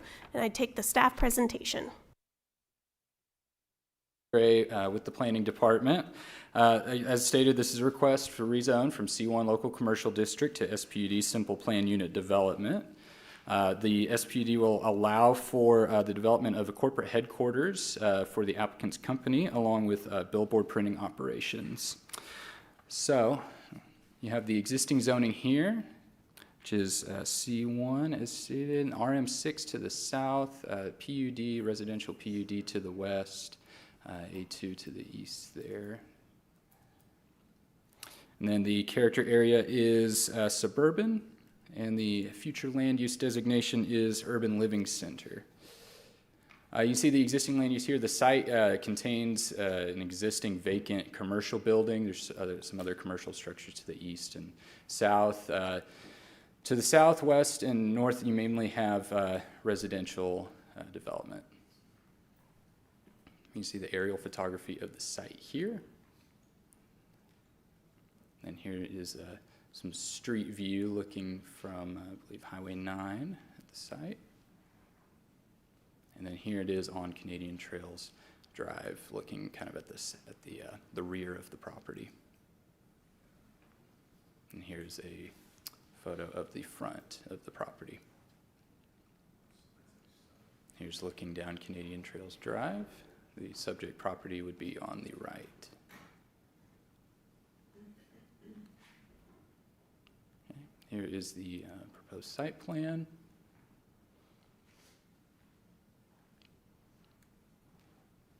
And then, staff is available for any questions. The applicant's representative is present tonight as well. Thank you. Any questions by commission for staff? Seeing none, I would take the applicant presentation. Thank you, Commissioners. Sean Rieger for the applicant tonight, and appreciate you tonight. I do appreciate, too, the comments of Commissioner McClure earlier about staff. They do work hard. You all work hard. We all work hard. Sometimes it works, sometimes it doesn't. So I appreciate those comments, just for the record. So Sean Rieger for the applicant tonight. On this one, we're down at Highway 9. We have a full team here tonight. Rick McKinney, the architect, with us. J.D. Walker, who is the contractor, and Chris Anderson, the civil engineer in the back there. So let's look at where we are at tonight. We're at State Highway 9 in Chautauqua. As you see the subject track shown right in the middle there, you see C1 shown on the subject track. This is a currently zoned C1 property. And C1 on the corner where Rudy's is basically RM6, high density residential immediately across the street to the south, and to the west is a PUD, which is basically the Fiddler's Green residential neighborhood. So we'll take a look here. You can see, it's kind of hard to see on the screen there, but hopefully you can see it a little better on your screens. The property is, I don't know how many people remember Food Lion, but I do, when Food Lion was in that building a long time ago, and Food Lion had a little problem with some national media and went out of business after a short time. And then the building turned into an AT&T building, and now it's vacant. And the building is a large empty box building, which we're seeing a few of those around the community more and more. Tonight we have a user, and I think really a pretty remarkable user to go in here. It's a corporate headquarters. We don't get a lot of those in Norman, but this one is a corporate headquarters for Landmark Billboards. That's their product, that's their business. They are a large billboard company that has been very successful, and you'll see them all up and down the highways. So this is a corporate headquarters for Landmark. You can see on this site plan, OU, of course, is the dominant force in this area. Just to the northeast is the fields for rugby and soccer, the tennis complex just north of there, and of course Lloyd Noble as well. And then the Post Oak complex just to the north. You see Rudy's just off to the right, and a strip center just immediately adjacent to the right. This is just a couple of site views I wanted you to see. So the top view, we are on the street that is not Highway 9, but the street just to the south of this site. And we're looking at the back of the building. On the upper right is the back of that building. And the back of that building will largely be unchanged, basically. There will be a gate put in on the back so that we control movement around this building. Right now is uncontrolled. And then the site on the back you see there is the brick wall and a bunch of trees of the residential neighborhood to the left. We're not changing any of that. Of course, that will stay. I would note that you really can't even see any of the windows or anything in those houses. Most of that is single-story housing, and lots of trees there as well. That brick wall is in relatively decent shape, and it will stay. You see the stormwater detention area right there. That will be slightly enlarged to allow for runoff from a new impervious area, but really not a very large impervious area. I'll show you that in just a moment. On the bottom, you see basically a view of the front of the building. The front of the building is where there will be significant change. The front of the building, or the east side of the building, away from the neighborhood, will be an addition for the corporate headquarters, the offices. So the offices will go on basically the east side of the building, and the large empty box will be used for basically large printers. And it was interesting when we were at the pre-development hearing, it was asked, what are these things? What do they look like? And it was described that basically if you can imagine the inkjet printer that sits next to all of our desks times size to basically print a billboard. That's what's inside these buildings in essence. And so it's really a fairly clean, light manufacturing facility, if you can imagine that. That is what would be inside. But on the front side of this building would be an office complex. There is also a planned billboard on the far right of the bottom screen, the far upper right corner. They are a billboard company, and so they would like to have a relatively medium-sized billboard, not the full size, but relatively medium-sized off to the far right. It will be 500 feet away from the neighborhood to the east, and I'm going to show you a lot more about that in just a moment. You see a little brick wall. You can't see it very well on that screen, but lining the front street there, that will be enhanced with some hedging and some landscaping that will help that. And on the bottom, you see a very large parking lot. We're going to do away with about 43 or 46%, I think, of the parking. There's about 200 parking spaces there. We don't need all that. This is going to be a complex that only needs at most about 100 parking spaces. So we're going to eliminate a big chunk of the parking so that we can have the really nice looking corporate office building off to the front of that. Let's look at it. So it is zone C1 right now, and so the zoning is to take it to a PUD. The PUD basically says we want to continue the uses for C1 and an office building, but what I want to basically make sure everybody's aware of is C1 right now allows for a lot of different things. It allows for a hotel. The neighborhood has written you a large letter that said they're worried about views into their homes. Well, right now, next to OU and all of its playing complex, we could build a hotel there, up to 35 feet, 2.5 stories. And it could be sited right next to that neighborhood with a parking lot out front. This also under C1 allows for marijuana processing, Tier 1 and Tier 2. It allows for a full restaurant and basically inside entertainment. You could have a large restaurant and entertainment complex there, working deep into the evening right next to that neighborhood. You could have hotel, we talked about that, grocery. This was a grocery store. It could be a grocery store again by right, and it could have cars and trucks unloading well into the night, early morning hours, all along the backside of that as a matter of right now. So there are some very intense uses that are already allowed under C1 on this property.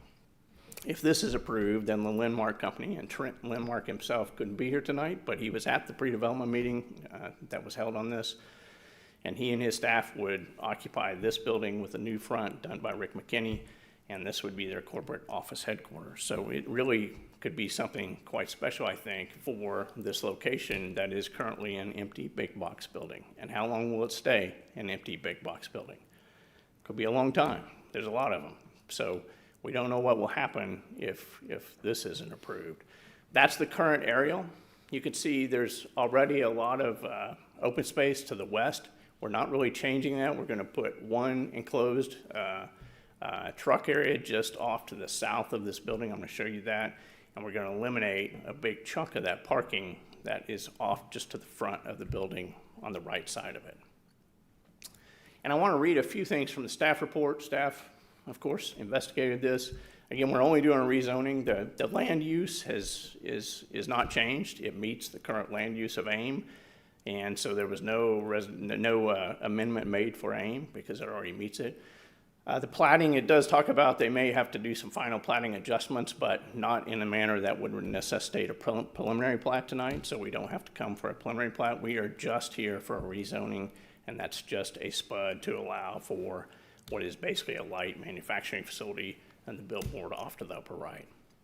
And so staff wrote, it's consistent with overarching general and non-residential character area policies as it proposes high-quality exterior building materials and parking, loading, and intake areas are located to the rear of the facility and screened from view. Again, right now, that's not the case. There is no gating or anything from the backside of this building. It also wrote that it is consistent with the suburban neighborhood policies as it is retrofitting an existing commercial development and improving the site conditions with updated landscaping and exterior materials.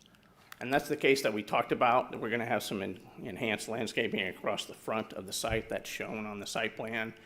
And the exterior materials would be over 80% of masonry on the new facility as it's built out to the front. I have a better picture than this one that I'll show you as to where the new facility is.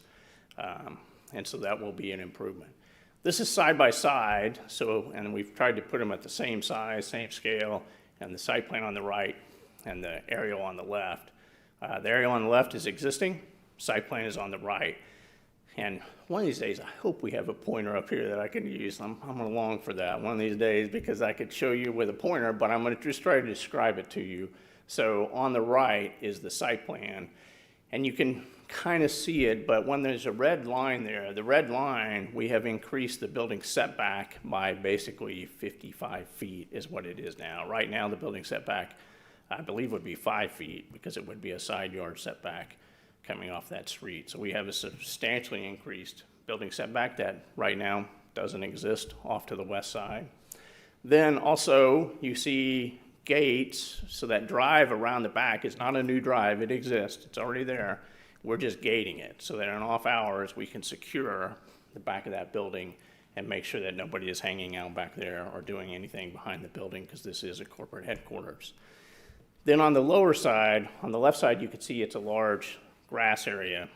That's really probably the biggest change that would be seen from the street because that would have a 6-foot masonry wall put around it, and that would be where their trucks are parked, but they would be fully screened by that 6-foot masonry wall. Any new lighting on this site would be full cutoff, completely full cutoff, so that it meets the commercial lighting ordinance. And of course, that ordinance, we talk about it all the time, but you have to do a photometric plan with that ordinance to make sure that no light escapes the site. So they would have to do that as well. And so that yard to the south is basically just a walled-in yard where trucks would be. You see the building, if you look at the roof plan on the right of that building versus the left, there's really no change to the building at all until you get out to the east side of it. And so if you look at the right side of that building, you see kind of a gray area. That is the office addition, a 2-story office addition. Right now, this site under C1 allows for 2.5 stories by right. We're not changing that. This would be a 2-story addition well away from the neighborhood to the east of the building. And then a future ability for an addition, it's just kind of dashed, but you can see that whole parking area that was taken away to allow for the current proposed addition and then the future addition to enlarge the office space again to the east. Again, as we've talked, I think you heard it earlier tonight, site plans stay with the PUD. So Even if you approve this, it's not as if we can come back and suddenly do a building off the backside or do anything substantial off the backside. The PUD is locked, as we always say. So anything different would have to come back before you and the neighborhood to see what was done. Then on the north side of the building, there's another gate. You can kind of see on the right, on the upper side there.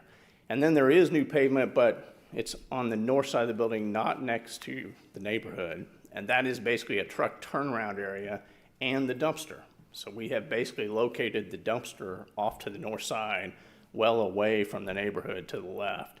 And that's a truck turnaround area so that if in off hours that gate is closed, a truck that pulls in there has enough space to turn around and leave. And so any unloading or stopping during offing hours would happen there away from the neighborhood again, so there's no disturbance of anybody to the east. So really significant changes that really enhance this property with a new user on-site, corporate headquarters level of a look. And then off to the upper, very, very farthest corner, upper right, is the proposed billboard. That is their product, that is their business. They hope to use that for training. They hope to use that just as if you were a showroom for selling a home or cabinetry or whatever, that would be their product that they hope to have out there and demonstrate for folks. And I'm going to show you in just a moment how they're doing it very carefully so that it would be of fairly low impact. I'm going to read a little more from the staff report. This is a large site plan. You saw it side by side with existing, but there you see the back drive is, again, unchanged. There is a trash compactor installed just off the back upper left corner. That would be a trash compactor. And I'm going to talk just a moment about what the neighbors have asked for, and I think we can accommodate quite a bit of what they've asked for, and one of the items will address that. Then you see again the overall site. But the staff wrote the light manufacturing and printing use will be in a fully enclosed space. It will be fully within the building. And the storage or materials and machinery will be screened. So any storage of anything would be behind that 6-foot masonry wall and screened and stored there. Currently, the site has 200 parking spaces. The proposal will lower the number of parking spaces to 111 and provide additional landscaping along the street out front. So neighbors, this is some comments that staff report wrote about with the neighbors, and I want to address those. It wrote that the new use will reactivate the property and improve the aesthetic of the site. We certainly agree with that, and we appreciate that comment. We think this will be a fantastic addition and improvement for this site. And staff wrote, and we appreciate this comment, that the applicant considered the neighbors and the surrounding uses when designing exterior components of the remodel by maintaining a large buffer to the west and ensuring any deliveries outside regular business hours will be away from the residential area. And that's what I talked about to the north. To the north of the building is where any of that would happen, behind basically two walls and well away from the neighborhood. What's interesting to me tonight is, and Commissioner Byrd was there, at pre-development meeting, we had a very good pre-development meeting. We thought we had a very good pre-development meeting. In fact, this is staff's write-up of that meeting. It said, overall, the neighbors in attendance expressed approval of the project. These are not our words. This is the staff reporting on the meeting. And said, and noted that the rehabilitation and occupation of the site will be an improvement from its existing state. I would make note, too, that we were not required to have a pre-development meeting. That was by choice of the applicant, which we always encourage applicants to do. We want to know what the neighbors think. We encourage that. We had the meeting, and that was the result of that meeting. Since that meeting, we got word just this week, that a letter was circulating and was filed of record. It's in your packet. A number of the signatures could not be verified. We're really not sure, is my understanding, where the signatures came from. But the letter addresses a number of things, and it makes some requests, and we've looked at it carefully, and we think we can probably, I wish we had heard all this at the neighborhood meeting. No disparagement of that, but I'm glad we heard it by now, because I think we can accommodate much of this. And I want to show you sort of how we would do that. So again, side by side, you see here those two images. Much of, I think, their concern deals with the billboard on the upper right. And if you look at that site, the billboard is written into the PUD to be a maximum of 35 feet tall. It's written to be a maximum square footage of 400 square feet. Typical billboards up and down I-35 are 14 by 48 foot in length. They're 672 square feet. So this billboard is proposed at basically 2/3 of what a normal large billboard size would be. But you can see on the upper left, what I hope to show you is the building. So this is a maximum 35-foot tall structure. The building on the left, existing building, is about 24 feet tall. And the billboard would be 500 feet away from that wall I showed you of the neighborhood. But more importantly, at 35 feet tall, with a building that is 24 feet tall, and the new addition would be taller than that, upwards of 28 or 30 feet, nobody will see this billboard from the neighborhood at all. In fact, you saw the image of the neighborhood before. It's a wall with a number of trees. I don't know that you can really see out of those homes as it is, but nobody will see this billboard except for possibly the very last house. If you see that yellow line, it is drawn from the northern point of the billboard, and it's drawn from the northeastern point of the building. The billboard's 35-foot tall max. The building is already on that corner about 24 feet, 500 feet later. So nobody's going to see that billboard at all, impossible basically, unless they're in the far northern house. So the neighbors wrote in their letter, they wrote a number of points, and what they said was, we respectfully ask that the City Council require the following amendments to the SPUD before any approval is considered.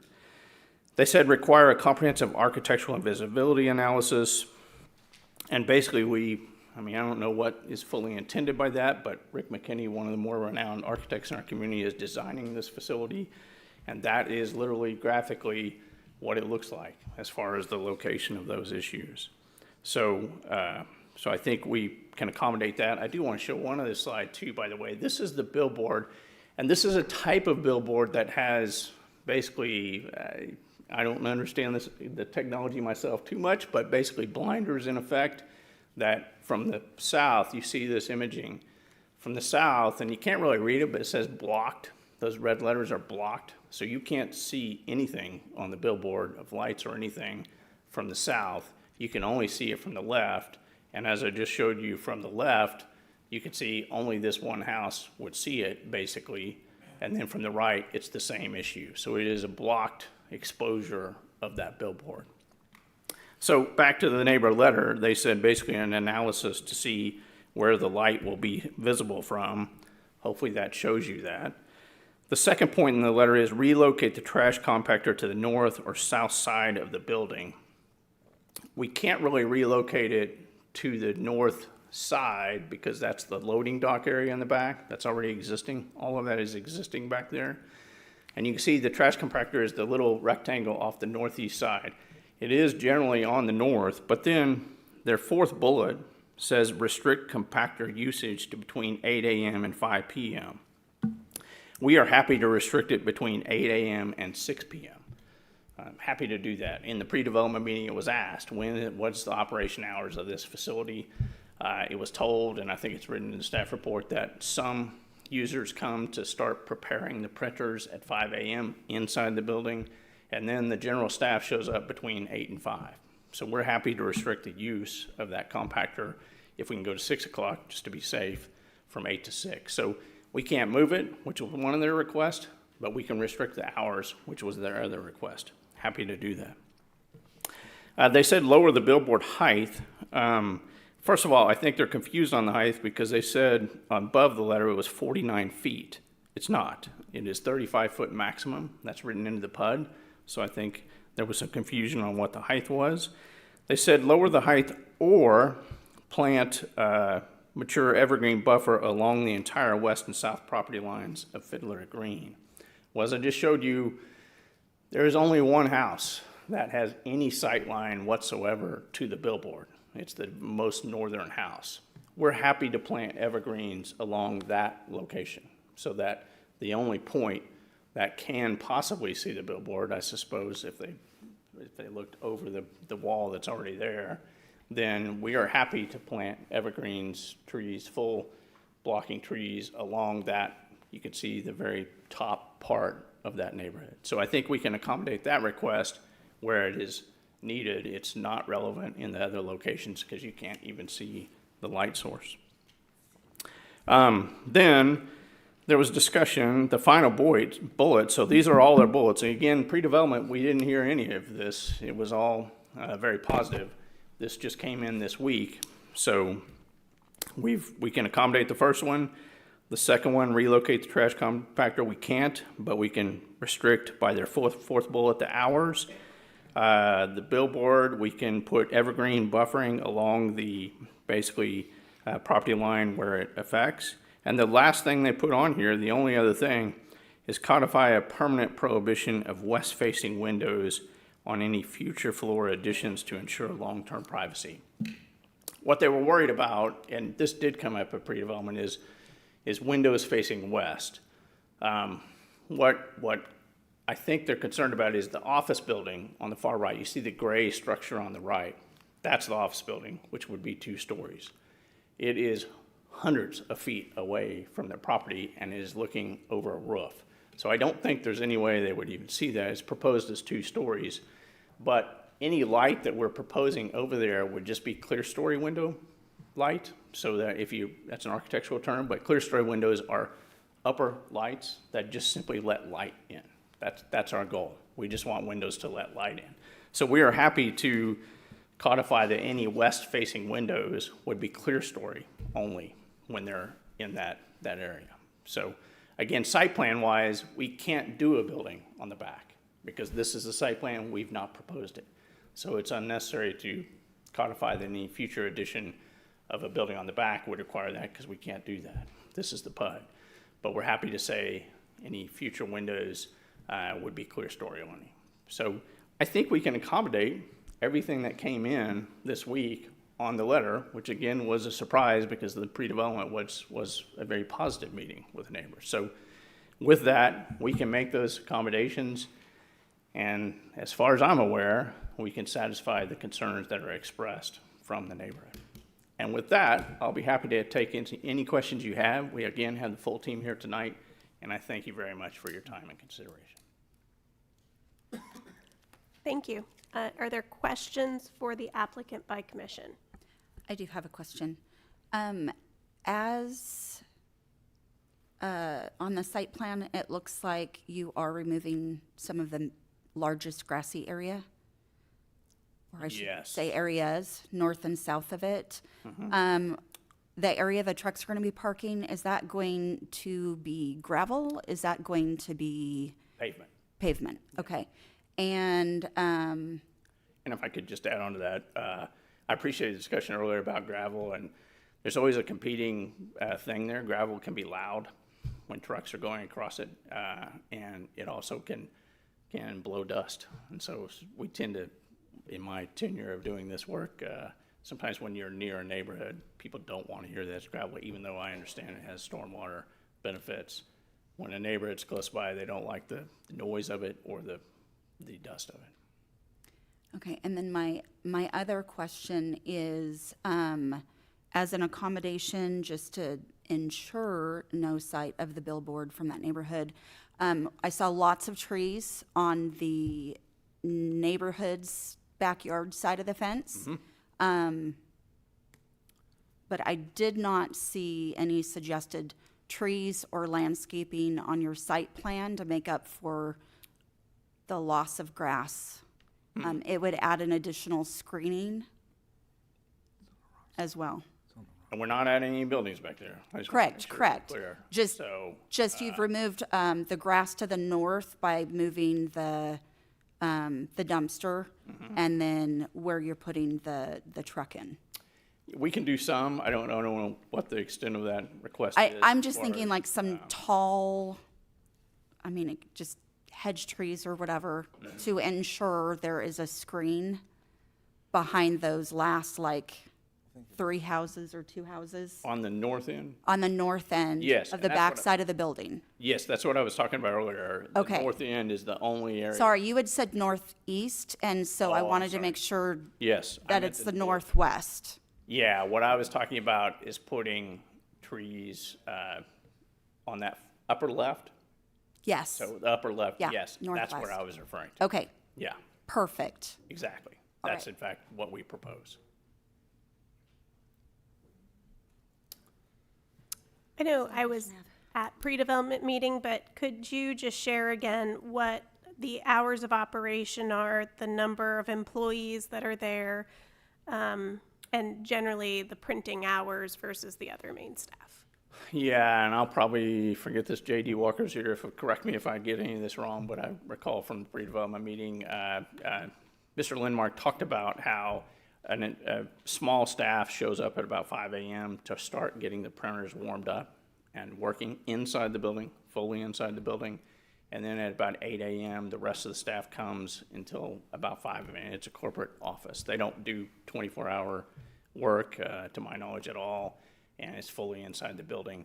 I don't remember the number, but there's only 111 parking spaces. I think it was well below that, was the number of people totally. 30 to 40, yeah. There you go. Thank you, J.D. And you may not know this, but just from locally being in Norman, the last use of AT&T, I believe, was a call center.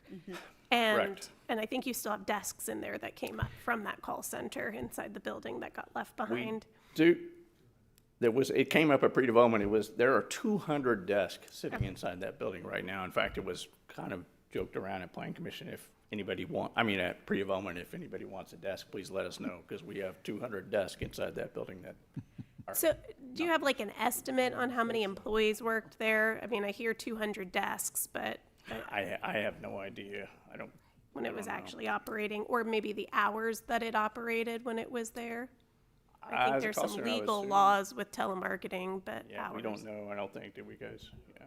If it's the same as their Oklahoma City call center, it would be 5 a.m. to 10 p.m. with varying shifts from start to end. And weekends probably also? Yes, Just for all 7 perspective. days. Yes, okay. I was curious if they have a current location somewhere else where they have their general operations that they've been housing people at, or is this an expansion of business? Are these new jobs to Norman? I think it's a relocation. Okay. Would you mind Yeah, coming and come on up, speaking into the This microphone? is J.D. Walker, representing the actual applicant, very close to doing the project and knows their operations much better than I. Yes, J.D. Walker, Norman, Oklahoma, 812 Cary Drive. Yes. Trent If you'll just speak into the microphone. I've been able to go and visit his facility. It currently is off of Highway 9 in the industrial area, where the U.S. The Postal Training Facility is, Industrial Drive. They're down there at that current location. They've outgrown the location. So it's basically taking that current operations there and relocating it, but increasing it.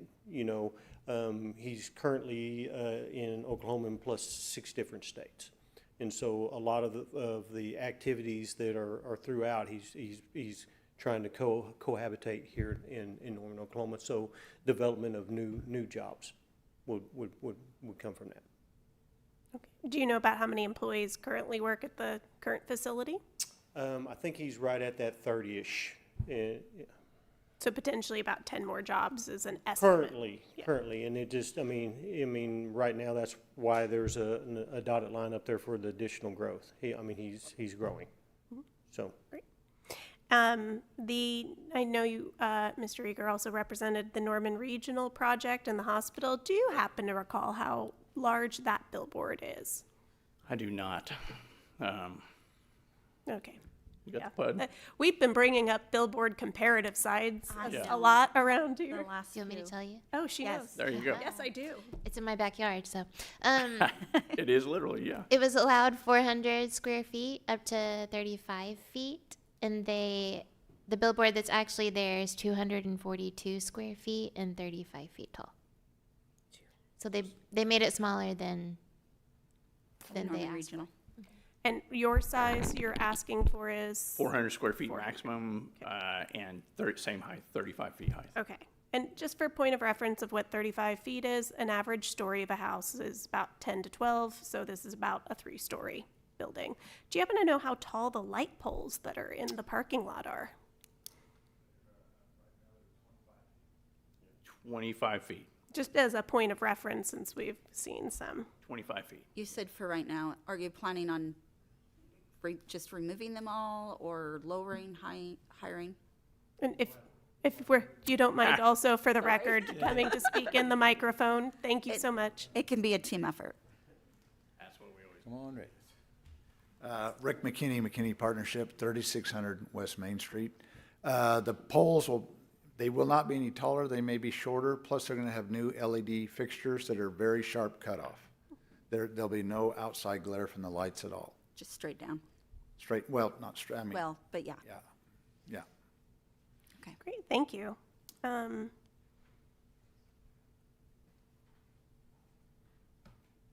Okay, that was all on my list. Do you guys have any other questions for the applicant?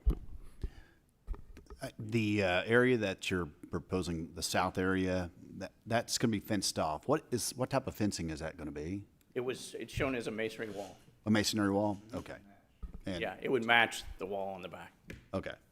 I mean, I say match, I'm not sure we can get the exact same brick, but the aesthetic would be the same, 6-foot masonry, yeah. And did you discuss the training component of the billboard? I'm not sure if I did fully, but basically they would be training on that structure from programming, showing customers and staff how to program. They would also be training on maintaining the structure, being up there working on it. So it would be an on-site facility that they can utilize with staff and customers and everybody, instead of saying, let's go drive out to one out on I-35 or somewhere else. They would do it right there. And I appreciate you, because there was, I think, in some of the letters, the intent is not to primarily necessarily use it for training, but also to sell ads. It's a Correct. functioning billboard. Advertising their own billboard business is the primary function, but also as a secondary use is training, just for clarity. That's correct, yeah. I lied about my last comment. Any other commission questions for the applicant? Well, seeing none, we'll move to audience comments. Just as a reminder, I give everybody 3 minutes to speak. If you would like a 30-second warning before your time is up, please just let me know at the start. Also, when you come up, please come to the microphone and state your name and address for the record, and then I don't count that towards your 3 minutes. And then this is, I think you have been, many of you here earlier, the intent is to give us information and to direct comments to Planning Commission as a whole with your comments on that. So with that said, I'm going to get started with M. Ellen Fever. And I apologize if I've mispronounced anyone.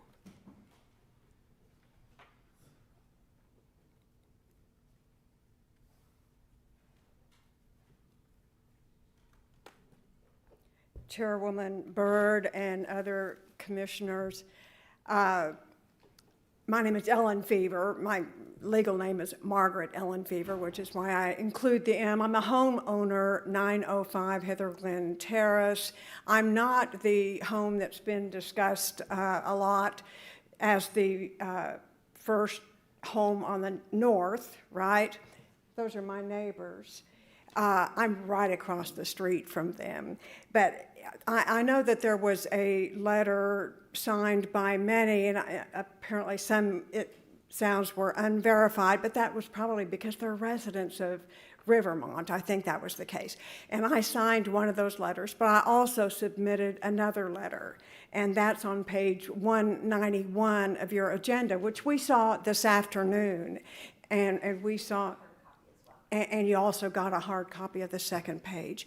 And my protest has primarily to do with the digital billboard.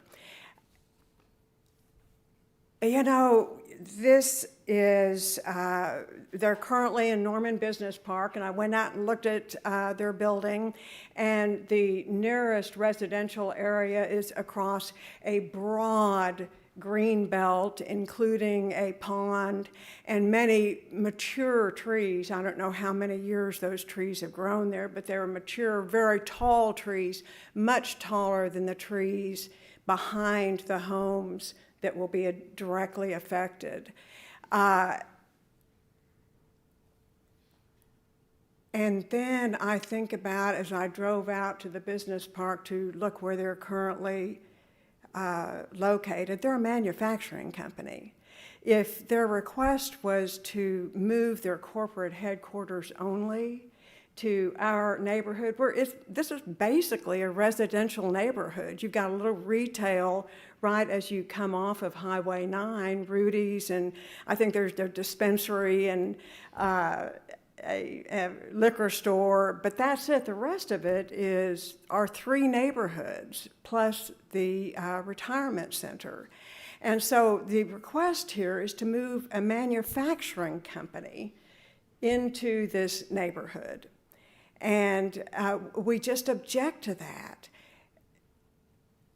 I think that there's an understatement. I don't speak the language that's spoken here by commissioners or by the lawyers representing the applicant. The objective of having a billboard facing Highway 9 and Chautauqua is a primary objective of this application. And there's lots of conflicting information about the extent to which those digital billboards present extreme safety hazards. Thank you very much for your comments. Oh my goodness, okay, 30 minutes goes really fast. It does. Well, all of my statements are written in that letter. Thank you so much. I'm going to move now to Jim Jenkins.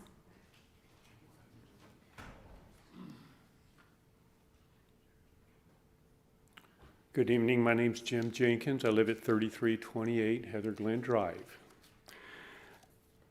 I'd like to start by stating that our community, with some exceptions, is not necessarily against Landmark Billboards relocating their businesses to the old AT&T property.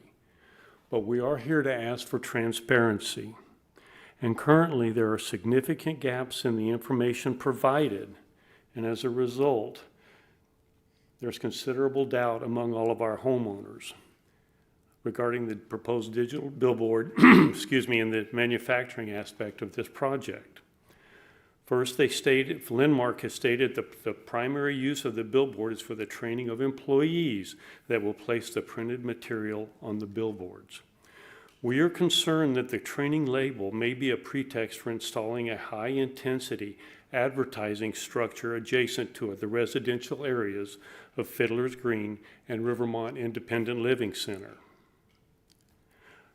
Now, the 35-foot sign would still be 10 feet above the building roof line as it stands now, making it visible from many windows, including bedroom windows at Fiddler's Green and possibly Rivermont Independent Living Center.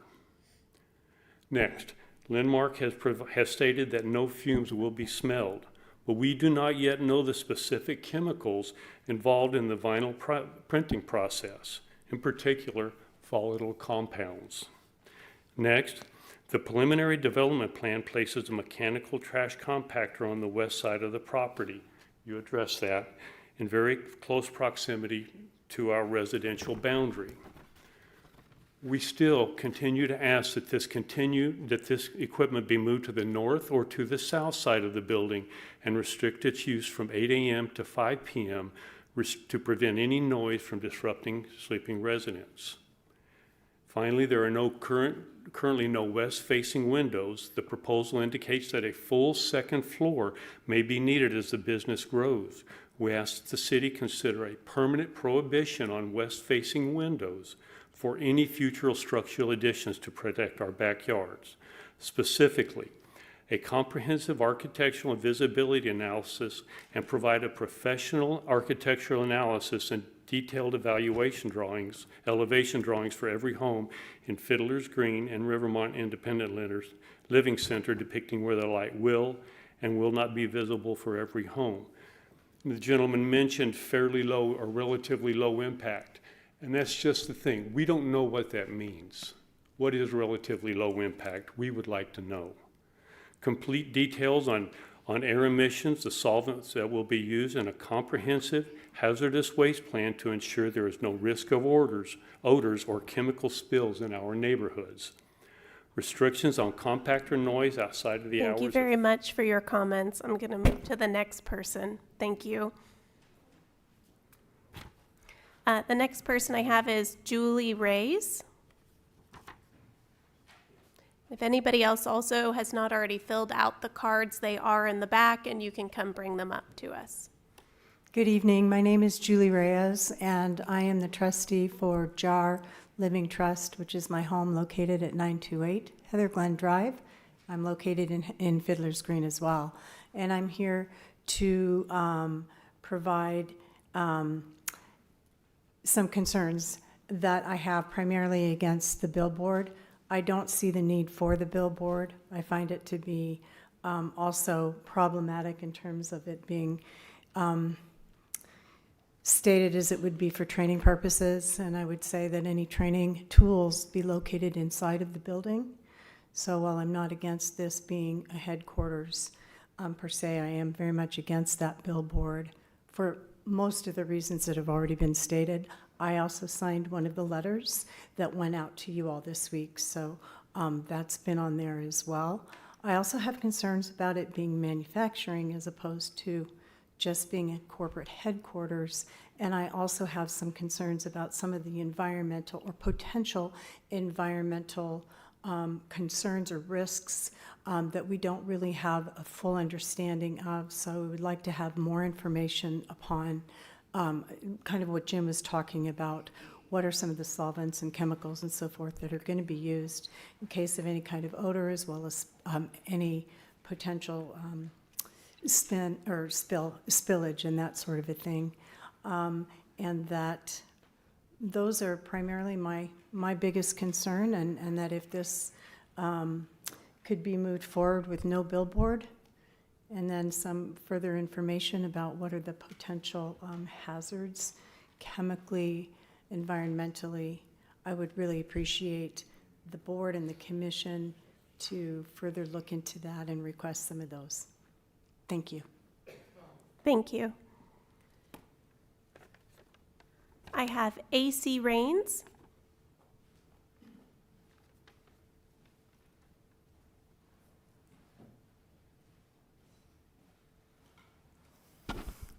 Good evening.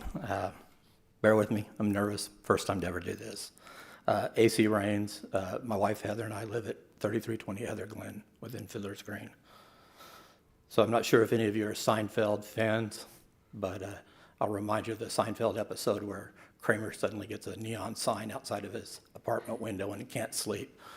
That's what we don't want. I would also ask you, when you go back to ask questions of the applicant, have him show you the full map of his slide labeled billboard. He's only representing about 20% of our neighborhood. If you follow his yellow line for the line of light, it is going to hit the entire back range of our neighborhood from houses 3001 through 3016, all the way on the back side of that lot. Could you give me the 30-second warning also? Yes. Please. So I want to stress that my wife and I are not necessarily opposed to Lindmark, but we believe that reactivating a vacant structure is a positive step. But I want to distinguish between redevelopment of a building versus introducing an incompatible use, which the city's own staff report. I'll invite you to look at page 2, or the last page of your own staff report. It says that it's inconsistent with several urban living center policies, yet suggests these violations are acceptable simply because the project is a redevelopment. And we would argue that no, that does not make that acceptable. The city's own ULC policies explicitly state that this type of development is least compatible with residential areas and requires additional buffering from noise, odors, and light pollution. And I'll just tell you, I think the billboard is disingenuous, that it's for training. I don't buy that. Their own website says that they will have ads that will rotate every 8 seconds. And so we have significant concerns about flashing lights. Today, I have a transom window that's 9 feet off the ground. I constantly get light through it, and I don't want that light to be a color strobing LED through my bedroom window.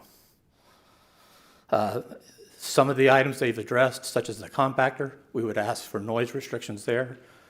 Also for truck arrivals, anytime after 8 p.m. and before 7 a.m., we would ask that we don't do that. Is that my 30 seconds? Yeah. Okay, thank you. You have 30 more seconds. Just in conclusion, I'll just ask that the board know that we support the building's reuse while rejecting the incompatible billboard and manufacturing elements. And then I'm also concerned about solvents, and I'd like to see that addressed. Thank you very much. Appreciate it. Thank you. And you're under 3 minutes. Look at that. Okay, the next one I have Richard Squirrel.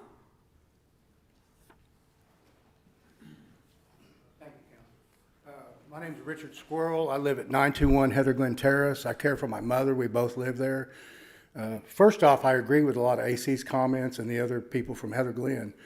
The indication by Lindmark, the representatives, that the yellow line would affect one house. No, that's about 20 houses on down on that line. We just didn't show the rest of the map. But my biggest complaint is this is a very large billboard that's lit up. So let's just compare if we drive to Riverwind and we see a 2/3 the size billboard lit up. That's pretty significant in a rural residential area, because if you drive through Norman on Highway 9, there are no billboards from the hospital on the east side on Highway 9 all the way to I-35 of that ilk. It's a very big light pollution thing, and it will not just affect Rivermont, River Chase, Heather Glen. It will affect everybody in that area. And I think if y'all would drive through that area and just look, you would see what I'm talking about. This is not a small structure. It is an issue. And a lot of these people over in that area of Norman have paid their taxes. They've done all the things right for a long time. They need some backing from you guys. I have no problem with building a good company there and a lot of things. But a billboard of that type gets pretty trashy if you're driving into the University of Oklahoma. And I can't believe the apartment complex across the street hadn't been notified. That's all I have to say. Thank you. Thank you. That's the end of the cards that I have received. Did any other members of the audience want to make comment before we move to our next section? Okay. Seeing none? Okay, we will go to Planning Commission discussion. So let me get microphones on.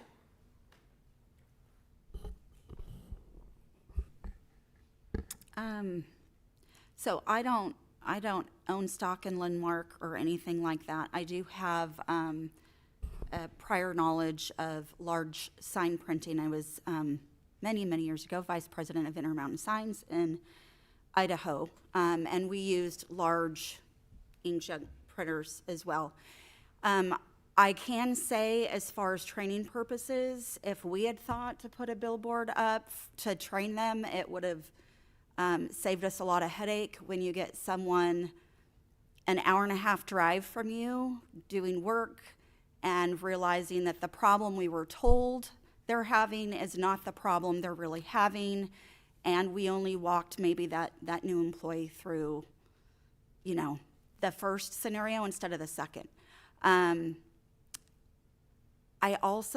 I looked up because I was concerned about the understanding of Oklahoma State 9 being considered an arterial road, and you had arterial in quotes, but it is not an arterial road. It is considered by the state an arterial highway.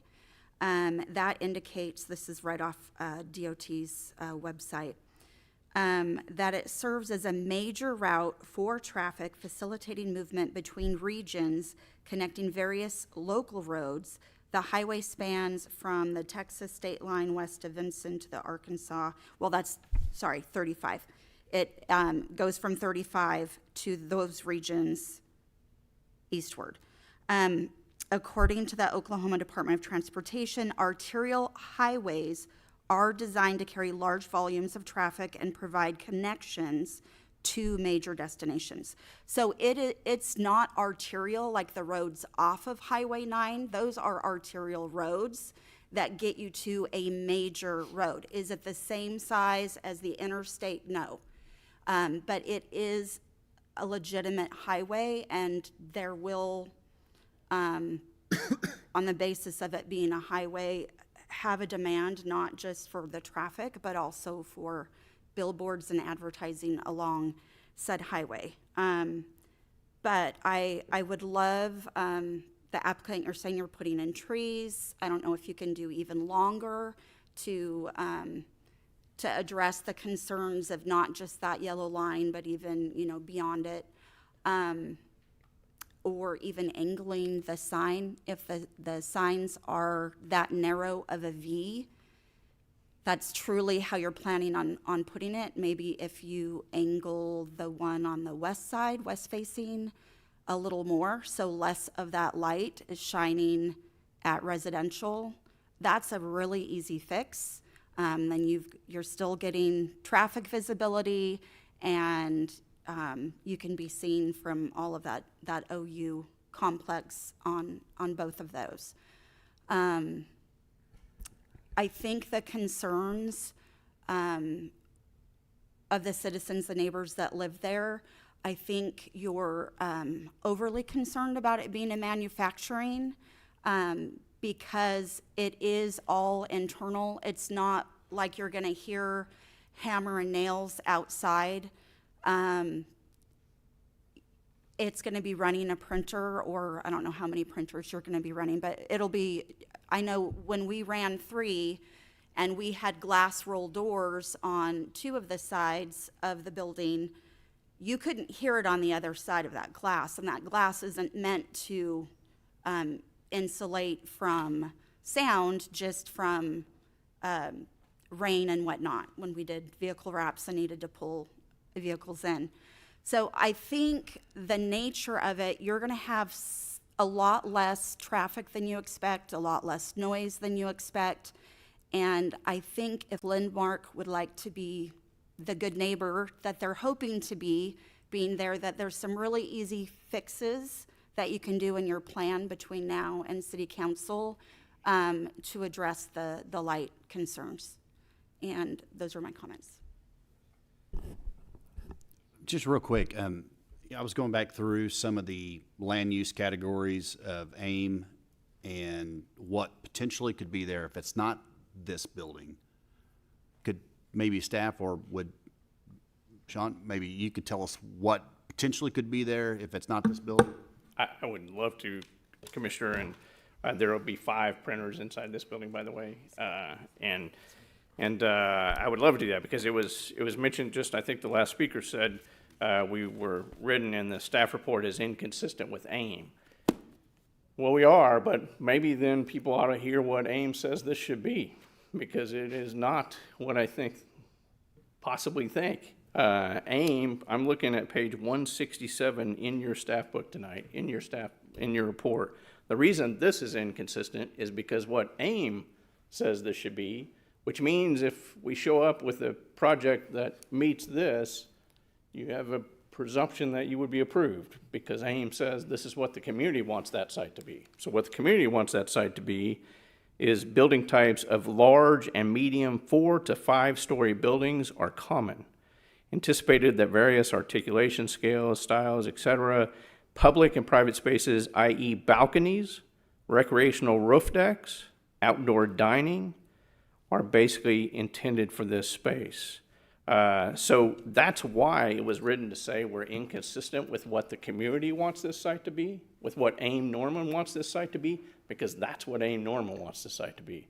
And I would just simply remind the neighborhood, We are a stone's throw from the University of Oklahoma, and you have seen a lot of student housing projects coming through here recently of national vendors that build 4- and 5-story buildings with balconies of students looking down onto that neighborhood. That is what AIM says this site should be. We're proposing something very different, and that's why it was written as inconsistent. I have the C1 code if you want any of the uses out of that.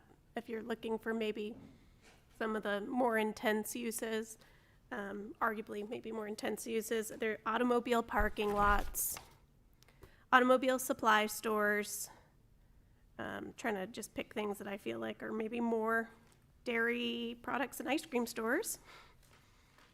Dry cleaning and laundry plant with no more than 3 dry cleaning machines and laundry pickup stations. Hotel, motel, hardware stores, that's a pretty normal store. Medical marijuana dispensary, office. Racquetball courts.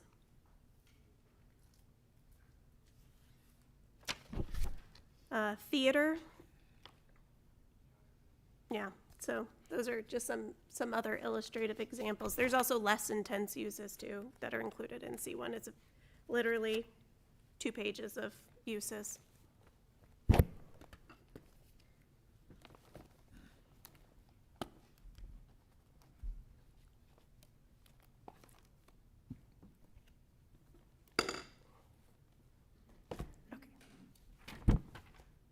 Do you have any? Oh, no, Yeah, I would just simply say that, you know, I sure hope that there's a way for, you know, assuming this gets, you know, goes through the process, that the applicant can definitely work with the residents to help alleviate some of those concerns. You know, you talked about screening. My hope is you're not going to put a 2-foot, not talking about a 3 or 4 foot you know, shrub to screen. You're talking about something that's going to actually do the job today, not 15 years from now. So, and so that would be my thing, is making sure that those concerns that are expressed today or this week, that maybe you get with those residents and see if you can come up with some type of mitigation for that. So, because, you know, I think that's very important. So that would just be my comment on that. I lived in another state that had, on the 2nd floor is my bedroom, and there was a regular street light on what had been a local highway, and it was kind of treated more like a 4-lane road, but it was pretty heavy road that connected to other highways, and it had been the state highway at the time. And that did not have any screening, and all night, bright orange light straight through the bedroom window, and it was miserable. So I definitely can appreciate the concerns of light coming through your window. And this comes up frequently at Planning Commission, and there is lighting ordinances specifically for this. You cannot have light spill over in there. It doesn't necessarily change the fact that you wouldn't see a light on a post. This also comes up. Like in your sight of line, if you're standing in your backyard, can you see it? You might see also, you may know already that if you can see the light posts from the parking lot currently, maybe you can, maybe you can't, but that would be an example. Whether they're on or not and the light's spilling over, you might see that. So I definitely can commiserate with that. I think there were some really good offerings for some compromise on there. In the manufacturing component, and I double checked in the PUD language, it was restricted manufacturing because, you know, if Lindmark is no longer the occupant, can another occupant come in and change what type of use manufacturing? Now is it welding? Now is it something else? And the light manufacturing and or printing a billboard with signage on the property was for digital signage in a fully enclosed space, such materials for machinery necessary to manufacture those, and delivery of materials in there for printing, and required dispatch of the partially finished sign. So it is very specific for sign making company. Another manufacturing can't come in without also manufacturing signs. So that is something that is a protection to kind of limit this larger run of these. There was some reference to the billboard off of Riverwind, and our billboard representative may be able to clarify more, but the average billboard like that would be a 600 square foot and larger, 600 to 700 square foot size billboard. So I don't think that's necessarily the size billboard for comparison here. But it is good to note about the billboard at Norman Regional, which is significantly smaller, even though they asked for 400. So I think what you can look at as an example is not going to be the highway billboard, but it's probably going to be bigger than what that hospital billboard currently looks like. So kind of in some of the comments on here, I probably do have some follow-up questions for the applicant. There were questions about smells, and I know we have odor ordinances, but can we maybe talk about filtration of smells, odor ordinance, and any smells on there? So that will be one item. I can relist this as we go. There was also waste and environmental concerns, completely reasonable. Dry cleaners also similarly have certain chemicals on there. And then the third suggestion I had would be if the applicant might be amicable to offering a tour inside of their facility on any particular day for the residents and their concerns to kind of see firsthand and smell firsthand what they're kind of doing inside that facility. I think that would be something that they have a lot of questions on that would probably be quickly able to answer, since it is here in Norman, if they're willing to go there and you're willing to host them. So those would be my three questions for the applicant. Again, smells in relating to the odor ordinance, waste environmental concerns, and potentially offering a tour of the facility. Thank you, Madam Chair. I'm going to have to ask the applicant, who is not here tonight. Trent Lindmark himself was unable to attend. So as to the tour of the facility, I need to have his permission, obviously, first to make sure that can happen. So I will ask him, definitely.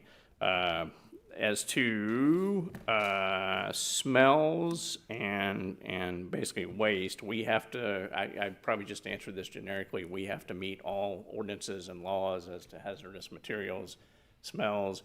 There is also common law, tort law, that an attorney, we deal with this all the time. It's called nuisance. When somebody on a property emanates sound, odor, vibrations, dust, anything like that, you can be sued as a nuisance for the adjacent property owners if you create that problem onto an adjacent property owner. So not only does the environmental laws control a lot of that, so does tort law. Tort law gives everybody a vehicle to go after that. I think I would answer both those two the same, smells and waste.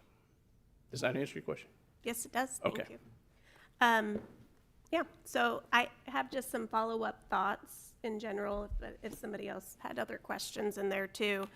I enjoyed seeing the removing of unnecessary parking to kind of give more functional use than parking that really does not fit the space any longer.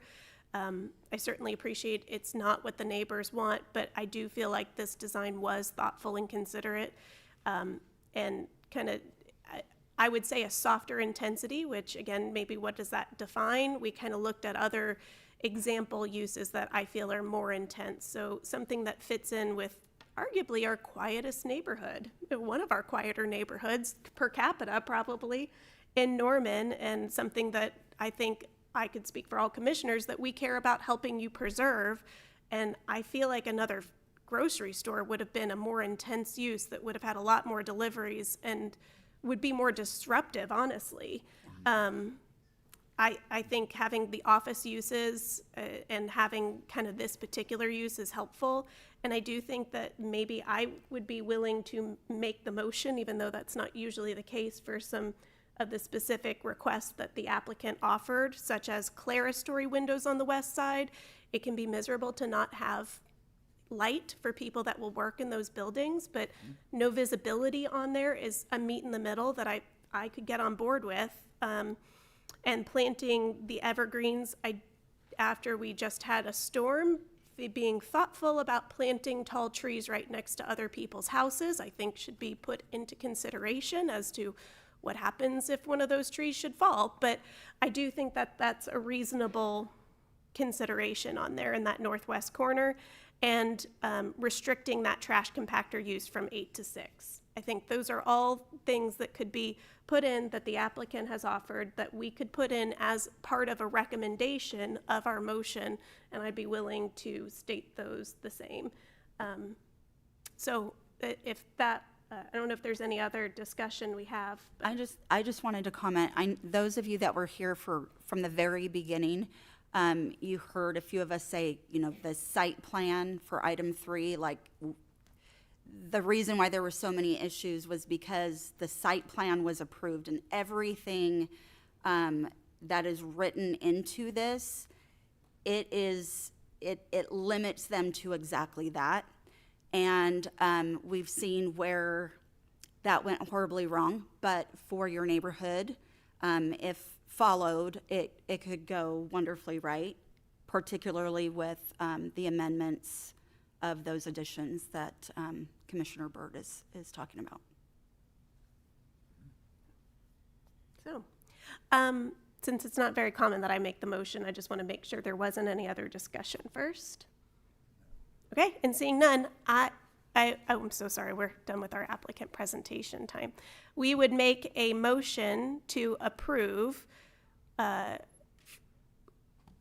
subject to a limitation to the windows on the west side of the addition being clerestory windows only, planting of greenery on the northwest corner consistent with the billboard sightline so as to shield from neighborhood view, and restricting trash compactor uses to the hours from 8 to 6 p.m. Okay, so that is the motion I have made. I second it. Any discussion on the motion? No. Okay, seeing none, I would take a vote. You may vote. All votes have been cast. Motion passes 5-0. Moving on to our next item, number 10, consideration of approval, acceptance, rejection, amendment, and/or postponement of ordinance O-2526-72, an ordinance of the Council of the City of Norman, Oklahoma, amending section 28-601. If you don't mind, since we do have one more item, if we can just try to quietly. Okay.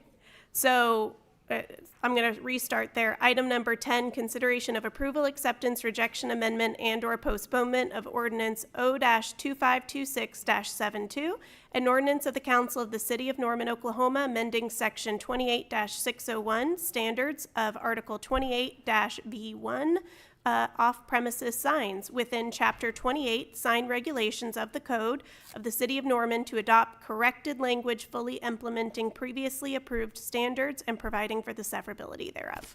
I would take the staff and applicant presentation. Thank you, Commissioner Byrd. My name is Beth Muckala, Assistant City Attorney. So we've had renewed discussion of off-premises signs more recently, with one discussion at our last meeting drawing to light language in our as of right off-premises sign language, and its very confusing nature, for lack of a better way to describe it. So after that meeting, we went back and tried to figure out, why is it that the beginning of the ordinance appears to say one thing while the end of the ordinance completely makes it confusing and not seem to be applicable. What we discovered was the sign code, was adopted. It was refined and amended in due course a couple of times. And then in January of 2002, amendments were proposed and adopted that limited the location of these signs, whereas in the beginning it would have been allowed across adjacent to a couple of corridors. It was limited to only I-35 and under particular conditions that are laid out further in that ordinance.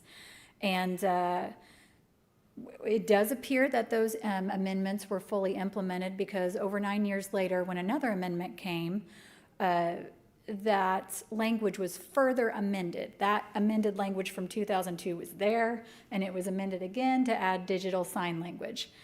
Staff cannot account for what happened after then. We were having a company administratively input these ordinance updates, but at some point after 2011 and before 2023, some of the language that should have been stricken in 2002 just snuck its way back in to the end of the ordinance and was sitting there in a very confusing manner. So that's what my research revealed had happened.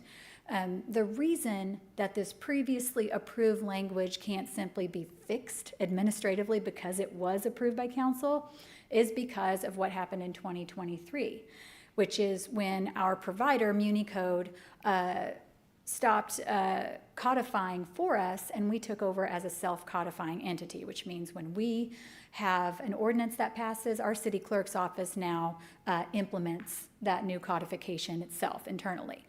And when that happened, just before, MuniCode did a comprehensive review of our code.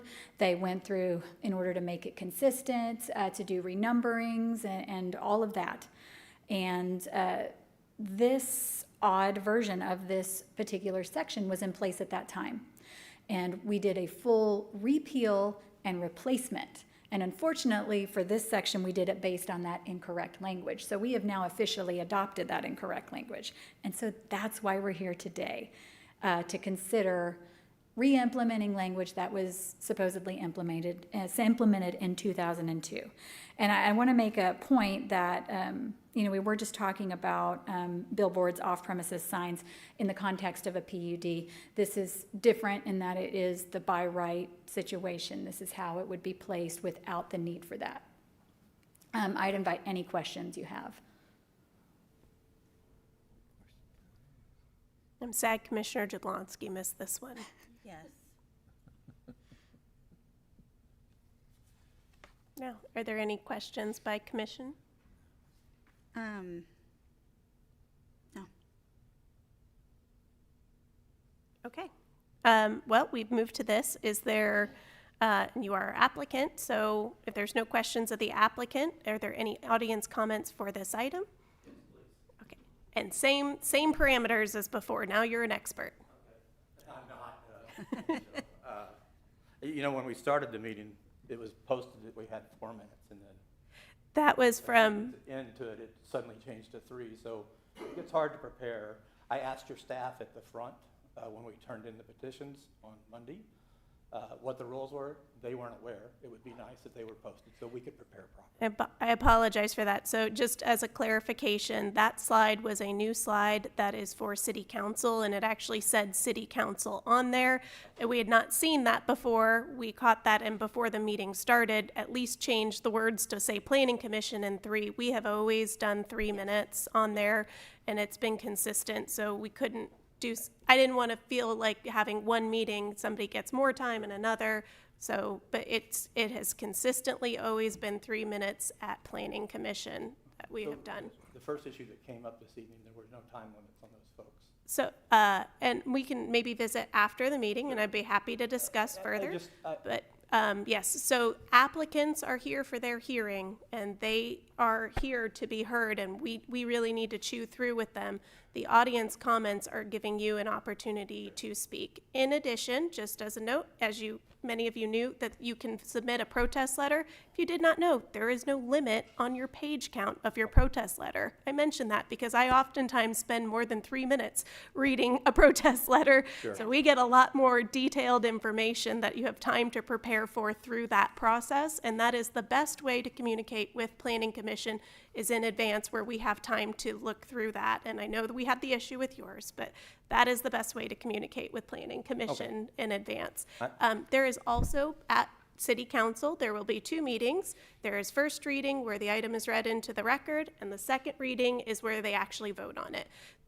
They frequently say the first meeting is not the big one. The second one is the one that you will actually also have chance to comment. The mayor makes the choices of running his meetings, just like we make the decorum of running our meetings. I make that decorum choice. So that he has some different stipulations on there, and I think it sounds like he's doing 4 minutes, but you should confirm with the city clerk's office for that. And similarly, protest letters can be submitted in advance and be turned in for those. So if there are further questions on procedure, just so we don't hold up our item, I'd be happy to answer them after the meeting. And of course, city staff can also try to answer those for you too. Beth is right behind you, and I'm sure she'd love to answer that. Yes, I appreciate that. I want you to know I'm not a, All right, so now we're going to have you say your name and your address into the record. yes, ma'am, AC Rains, 3320 Heather Glen Terrace. And do you want a 30-second warning? Yes, please. Okay, thank you. So I was, I guess, alarmed or confused why this particular topic comes up after we had just got through talking about digital billboards for Fiddler's Green, because I actually got excited when I saw the city attorney's letter today, dated today, posted online today, and I'll quote, "Off-premise signs that shall be permitted only on parcels abutting Interstate 35 and when such sign is located within 660 feet from the center line of Interstate Highway 35. All such signs must be oriented towards traffic and can be located only in C2 and I2 zones." So reading this, it made me think, okay, we're in the clear. They're not going to stick this ugly flashing billboard in my backyard. But why is this coming up after we just voted on that one? I'm just, and then what brought this to light? Was it because you got 62 letters from a bunch of angry homeowners that are concerned? It's just,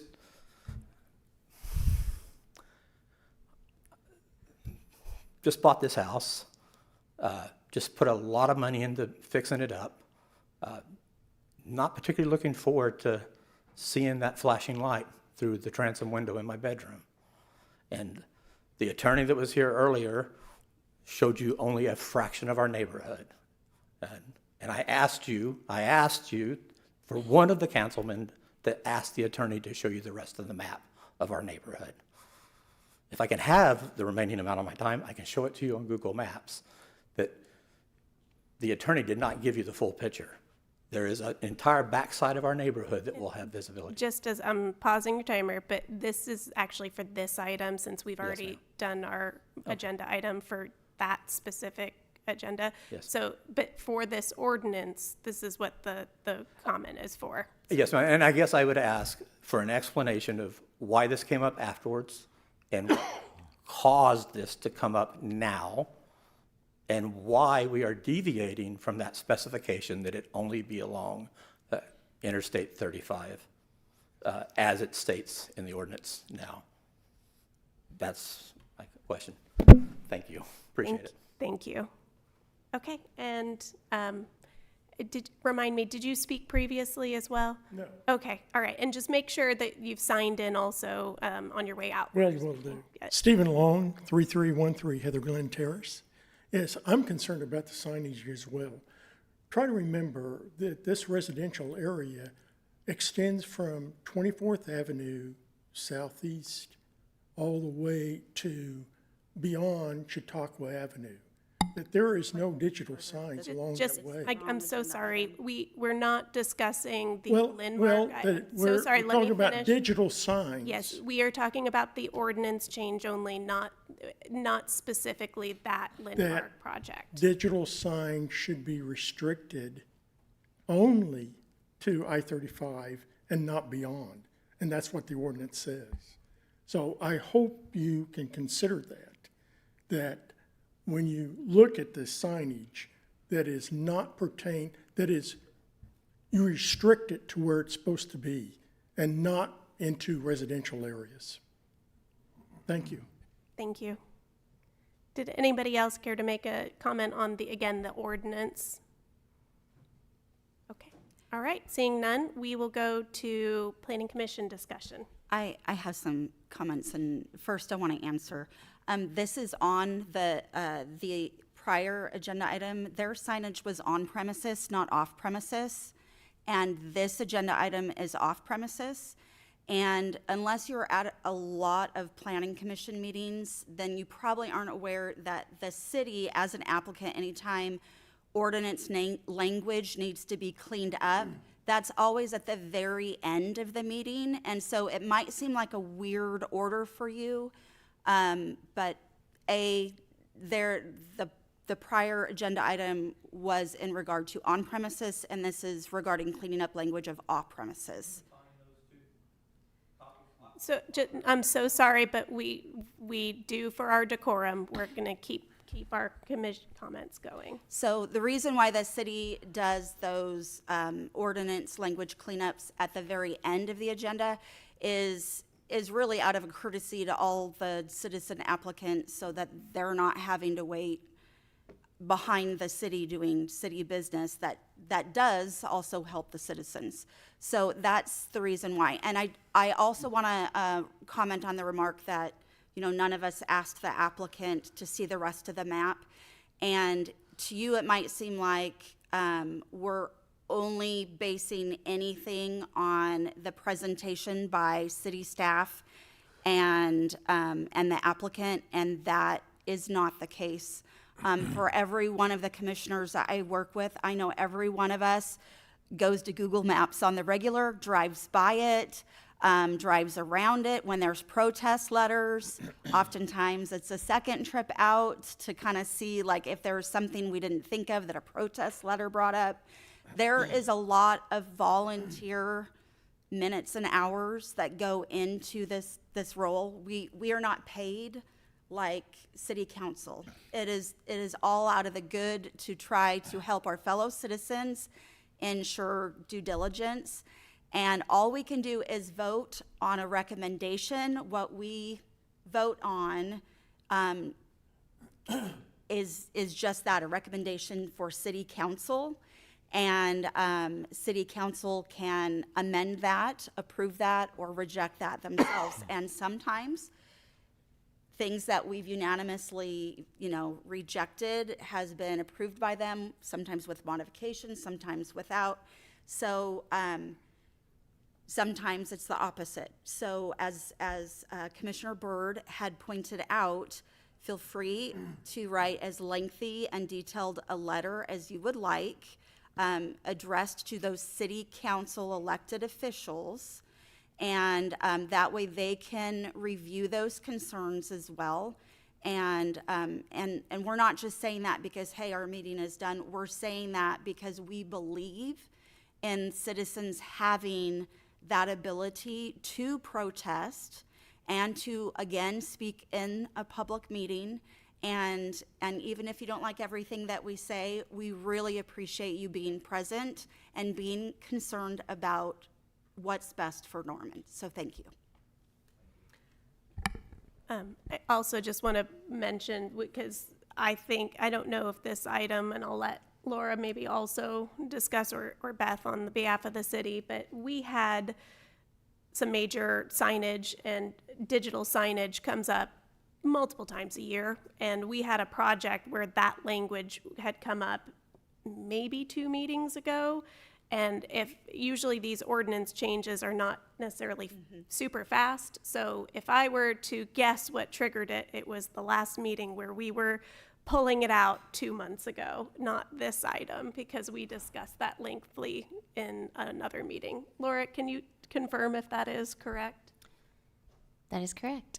Yeah, we had a long discussion about a billboard on another project, and we realized in trying to read every part of off-premise, which on-premise would be, there's a Chick-fil-A here, and Chick-fil-A has a sign for Chick-fil-A. Off-premises would be, there's a Chick-fil-A here, and they're advertising for Walmart. I'm just trying to think. So, yeah, if you're advertising for something that's not on the property where the sign is. And it's been passed down that they're only allowed on I-35, but if you read further into the section, it did say that they were allowed in other areas, and so we were trying to dig in, as Beth said, as to why.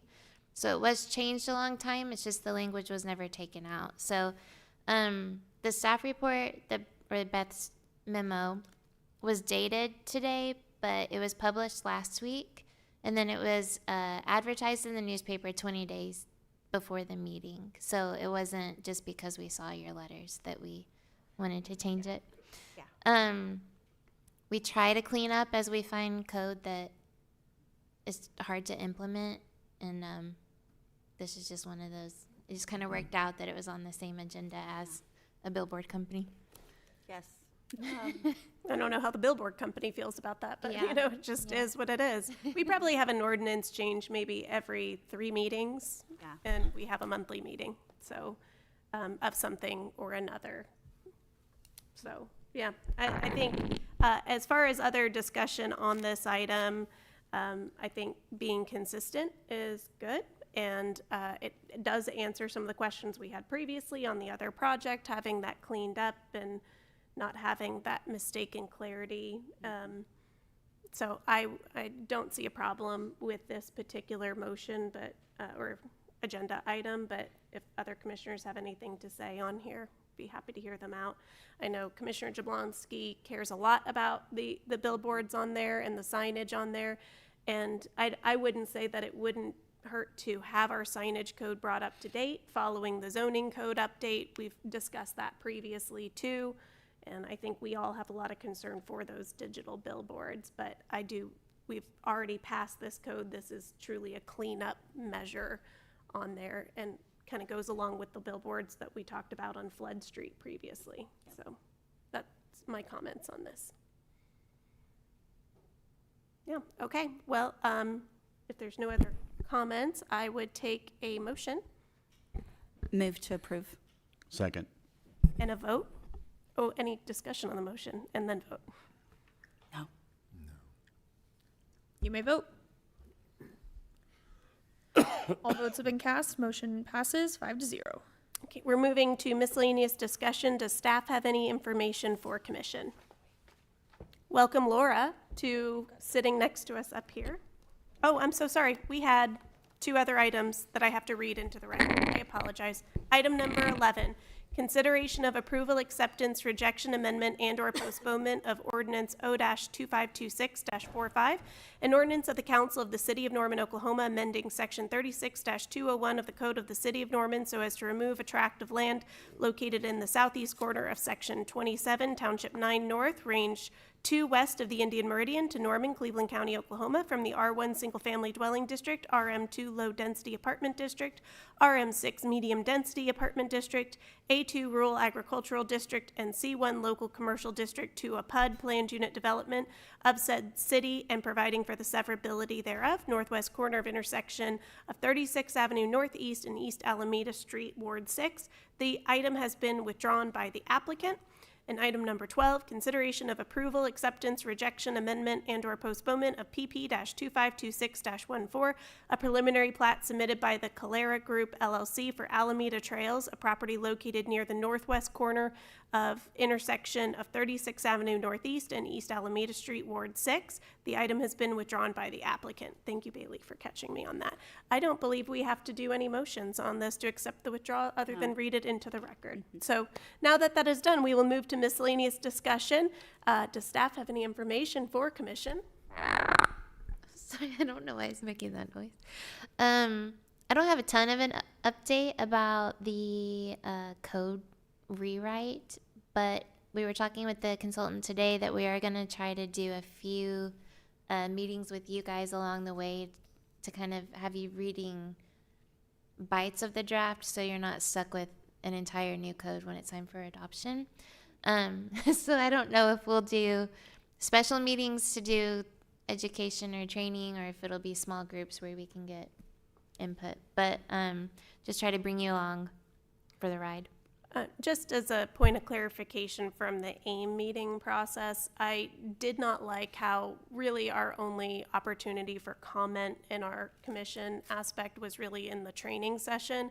I would really like having more meaningful engagement in the writing portion where there's better opportunity for change and for insight to be added before we're already nearly adoption and looking at training on it. So that would be my main comment on that. So. Yeah, usually with the zoning rewrite, there's a little more involvement of planning commissions because that is one of your main roles, is looking at zoning. So we will be doing that this time. And you'll start seeing drafts put out to the public late fall. So we're about to be very, very busy. So. And welcome, Laura, to sitting up here with us. There we go. Do commissioners have any other comments to make? Okay, seeing none, there's nothing else to come before the commission. I will declare the meeting adjourned.